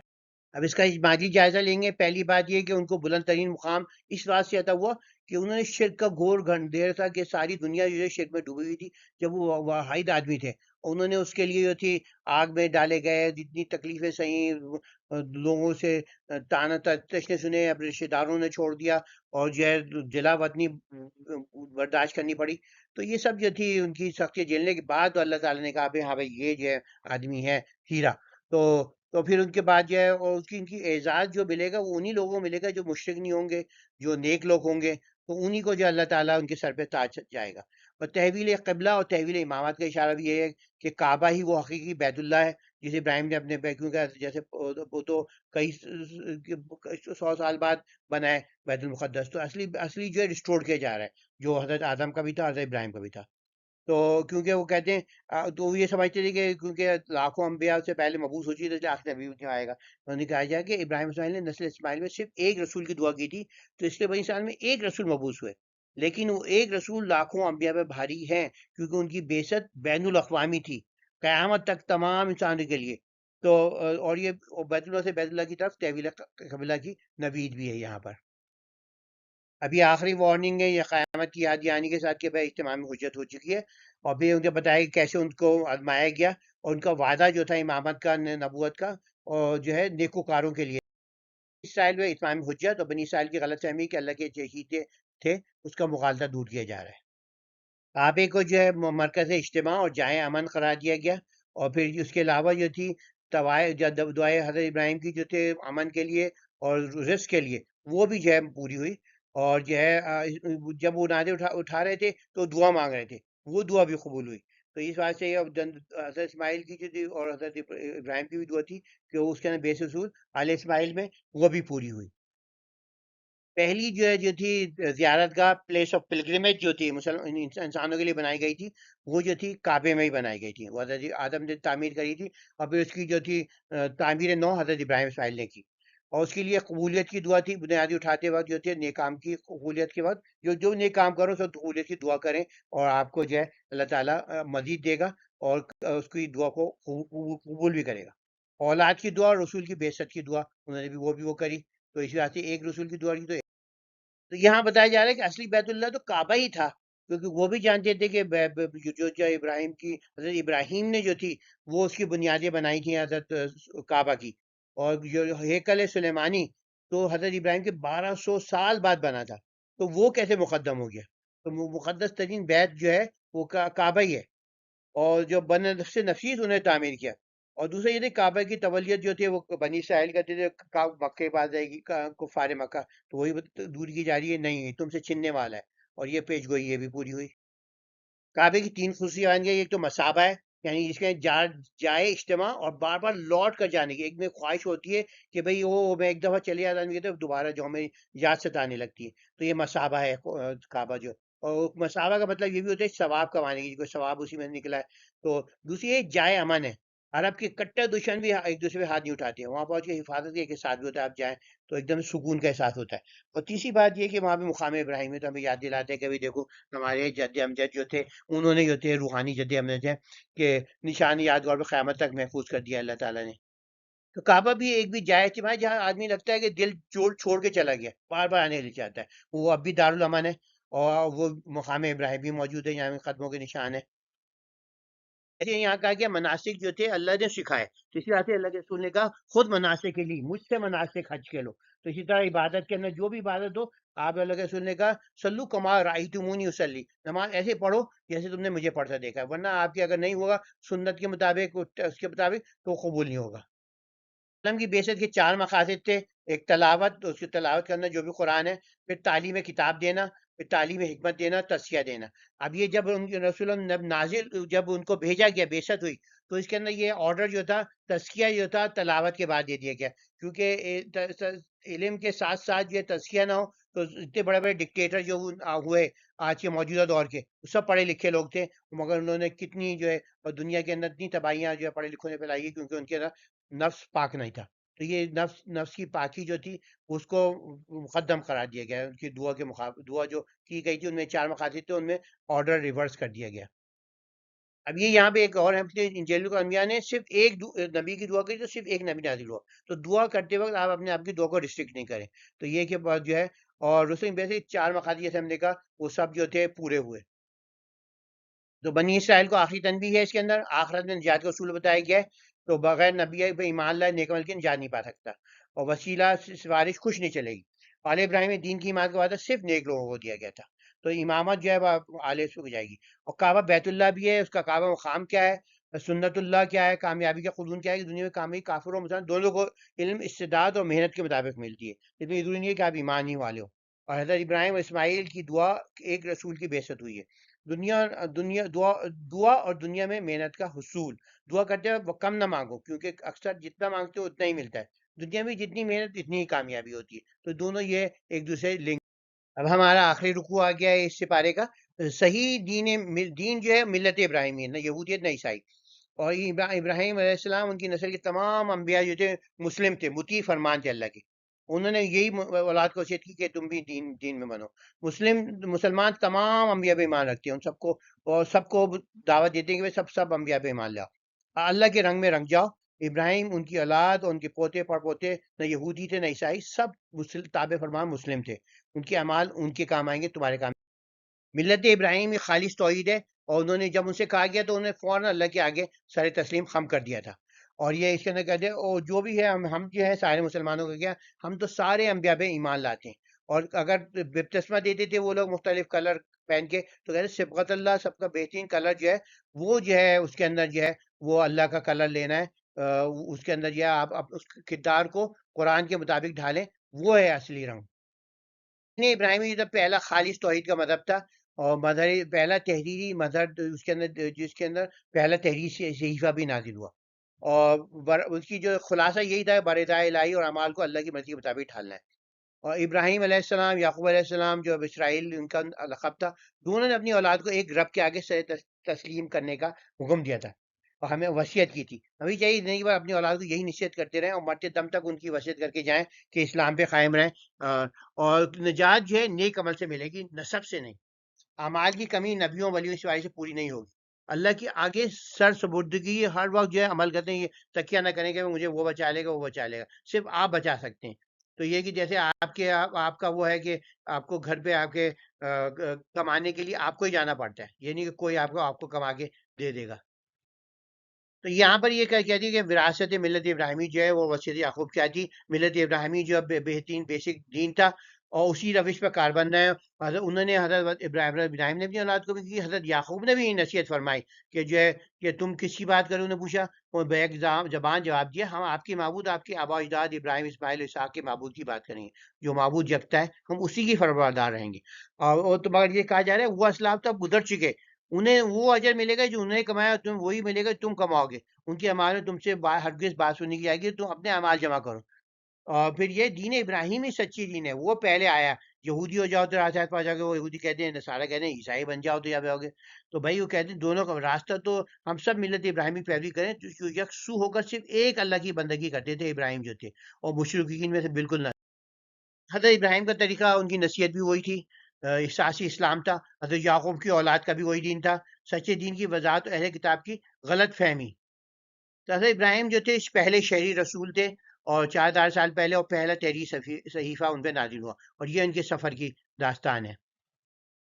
آنکھوں سانس سے ایک ہی دین آ رہا ہے، ایک اللہ کی بات کرو، اللہ کے احکام مانو، ایک دوسرے کی مدد کرو. اور اس کے اندر اضافی جو ہے ان کے اندر آ گیا، ہر رسول جو ہے نئی شریعت لا منہج لایا، کردار سازی، تزکیہ اور نظم ہو گیا جب سے تحریری صحیفے نازل. حضرت ابراہیم، حضرت موسیٰ، حضرت عیسیٰ، سب کا دین اسلام تھا، یعنی اللہ کے آگے سر تسلیم خم کرنا، اور یہ نیک عمل پر ہی تکیہ کریں، نسب پر نہیں، نسب سے کوئی فائدہ نہیں ہوگا. یہودی اور عیسائی ہدایت یافتہ اب نہیں، دوسری بات جو، کیونکہ جیسے ہم جانتے ہیں یہودیت 3 صدی قبل مسیح، اور عیسائیت 3 صدی بعد مسیح ایک نئی صورت اختیار کر گئی ہیں. وہ جو ہے پرانی شکل تھی وہ سب کھو گئی ہیں. تو یہ کہ یہ جو ہے جیسے ہم نے کہا 900 سال بعد جو ہے تورات جو ہے حضرت موسیٰ کے وہ ہوئی ہے. تو مختلف شاخوں میں بٹے ہوئے ہیں. تو جو اگر آج کی یہودی عیسائی کو حضرت موسیٰ حضرت عیسیٰ تک نہ پہنچانیں گے، تو اس واسطے یہ دین ابراہیمی جو اساسی وہ تھا، اور دین اسلام جو ہے اس کا ریسٹوریشن ہے. تو اس کے جو ہے آپ جو دیکھنا چاہتے ہیں کہ بھئی اصل اسلام کیا تھا، وہ اسلام کی شکل میں دیکھ. تو حضرت ابراہیم کے پوتے جو حضرت یعقوب، جن کا لقب اسرائیل تھا، انہوں نے بھی یہ نصیحت کری کہ تم مسلم بنو، اللہ کے آگے اپنا سر تسلیم خم کر دو. حسب نصب وہاں کچھ نہ کام آئے گا، صرف آپ کے اعمال کام آئے. تو یہاں بتایا گیا کہ مسلمان تو ہم یہ کہتے ہیں ہم ایمان لائے اللہ تعالیٰ پر، اس کتاب پر ہم نازل کی گئی. اس وحی پر بھی ابراہیم، اسماعیل، اسحاق، یعقوب، ان کی اولاد میں نازل کی گئی. ان تمام صحائف پر جو بھی موسیٰ اور عیسیٰ کو عطا کیے گئے، اور ان تمام صحائف پر بھی جو دیگر انبیاء کو ان کے ربی سے عطا ہوئے. ہم الہی فرشتادوں کے درمیان کوئی تفریق نہیں کرتے، ہم تو اللہ تعالیٰ کے فرما بردار ہیں. تو اسی طرح یہ کہ ہم تمام اگر تم بھی اسی طرح پیغمبر پہ لے آتے ہو تو راہ راست پا جاؤ گے. اور اس میں بتایا کہ رنگ الہی اختیار کرو، اللہ تعالیٰ کا رنگ اختیار کرنا اللہ سے بہتر کس کا ہو سکتا ہے، ہم تو خالص اسی کی بندگی کرنے والے ہیں. تو یہاں پہ یہ تمام انبیاء پر ایمان کا حکم بھی دیا گیا ہے، مسلمانوں کی یہودیوں پر فتح کی پیشگوئی بھی کی ہے.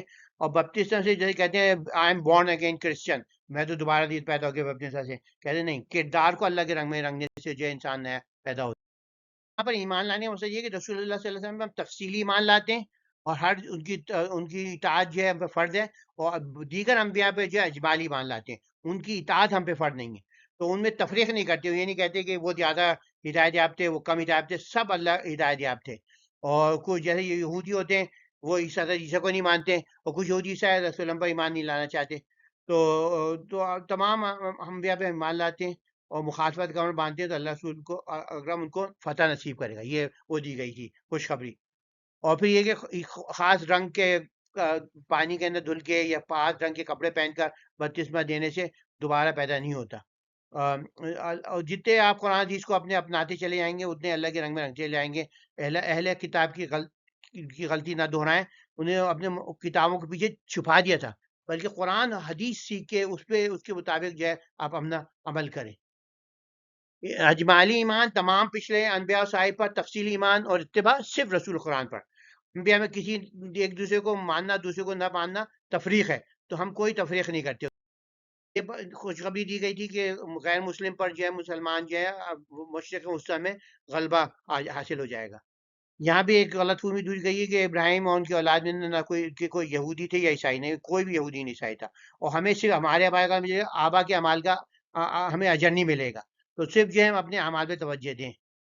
دو اہم موضوع ہیں کہ تمام انبیاء جو تھے اللہ کے مطیع فرمان تھے، اور کوئی یہودی نہ کوئی یہودی نہ کوئی عیسائی. اور ہر امت اپنے اعمال کے خود جواب دے، اللہ کے رنگ میں رنگ جائیں. ہم سب کا رب اللہ ہے، ہم سے ہمارے عمل کا حساب ہوگا، تم سے تمہارے عمل کا حساب ہوگا. حضرت ابراہیم جو تھے یہودی عیسائی کیسے ہو سکتے تھے؟ تورات بھائی 800 سال بعد نازل ہوئی ہے ان کے، اور پھر اس کے حضرت موسیٰ کی 900 سال بعد اس کی تدوین ہوئی ہے. تو حضرت انجیل جو حضرت ابراہیم کے 2000 سال بعد اتری، اور اس کی تدوین بھی 3-4 صدی بعد اس کی ہوئی ہے. تو وہ کیسے وہ کہہ سکتے تھے کہ آپ جو ہیں آل ابراہیم جو تھے، کیسے نہ یہودی ہو سکتے نہ عیسائی؟ اور تمہارے اسلاف کے اعمال کے صرف تمہارے اسلاف ہی جنت جائیں گے، تم نہیں جنت جا سکتے. تمہیں صرف تمہارا ایمان اور عمل لے جا سکتے ہیں، ان کے اعمال سے تم فائدہ نہیں اٹھا سکتے۔ تو مثال کی تو آپ ڈزنی لینڈ گئے تو آپ کہیں اگلے دن یہ دیکھو یہ میرے باپ کا ٹکٹ ہے، مجھے اندر جانے دو، وہ کہیں گے نہیں بھائی آپ نئے ٹکٹ خریدیں، تو آپ کو نئے ٹکٹ لینا پڑے گا جنت کے لیے۔ اب ایک اہم نقطہ یہ ہے کہ ہدایت یافتہ ہونے کے لیے اگر یہودی اور عیسائی ہونا ضروری ہے تو پھر ابراہیم ہدایت یافتہ تھے یا نہیں؟ کیونکہ وہ تو یہودی اور عیسائی سے پہلے تھے، تو کیونکہ دین موسیٰ یہ 1300 سال قبل مسیح اور 12 سال قبل کے درمیان ابھرا، قدیم ہوئی تو تیسری صدی قبل مسیح اور پھر صدی کے درمیان ابھری، تو حضرت ابراہیم تو کیا حضرت موسیٰ تک، تو حضرت موسیٰ تک بھی یہودی نہیں تھے۔ عیسائیت جو ہے 300 سال بعد از مسیح ابھری ہے، نہ حضرت ابراہیم علیہ السلام نہ موسیٰ علیہ السلام وہ یہودی تھے عیسائی، اور حضرت عیسیٰ تک عیسائی نہ تھے۔ تو یہاں پر ایک اور نقطہ آتا ہے کہ ہدایت یافتہ ہونے کے لیے کیا 4 اماموں کا مقلد ہونا ضروری ہے؟ کیونکہ اب ہمیں پتہ ہے صحابہ کرام، تابعین، تبع تابعین سے کوئی بھی ان 4 مذاہب کے مقلد نہیں تھے، اور 9ویں صدی سے ہجری سے قبل اکثریت مقلد تھی ہی نہیں۔ تو اب یہ حنفی مذہب جو 150 ہجری، مالکی 160، شافعی 200 ہجری، حنبلی مذہب 200 ہجری، تو یہ سب ان سے پہلے آپ یہ جب جو کہتے ہیں تو آپ کیا واقعی جو ہے اس متعلق جو ہے سیریس ہیں؟ تو بقرہ حاصل کیا ہے، کنکلوژن کیا ہے؟ دین ابراہیم پہلا شہری دین و تحریر صحیفہ تھا، تمام جلیل قدر رسول نہ یہودی تھے عیسائی ہے، بلکہ انہیں بچوں کو نصیحت کری کہ تم جو ہے مسلم بنو۔ جزاک اللہ خیر۔ آپ فیڈ بیک دینا تو اس ای میل پہ بھیج سکتے ہیں، انشاءاللہ ہم جو ہے اس کو پھر اب جو ہے کل ملاقات ہوگی اگلے سپارے میں، سیکنڈ سپارے میں۔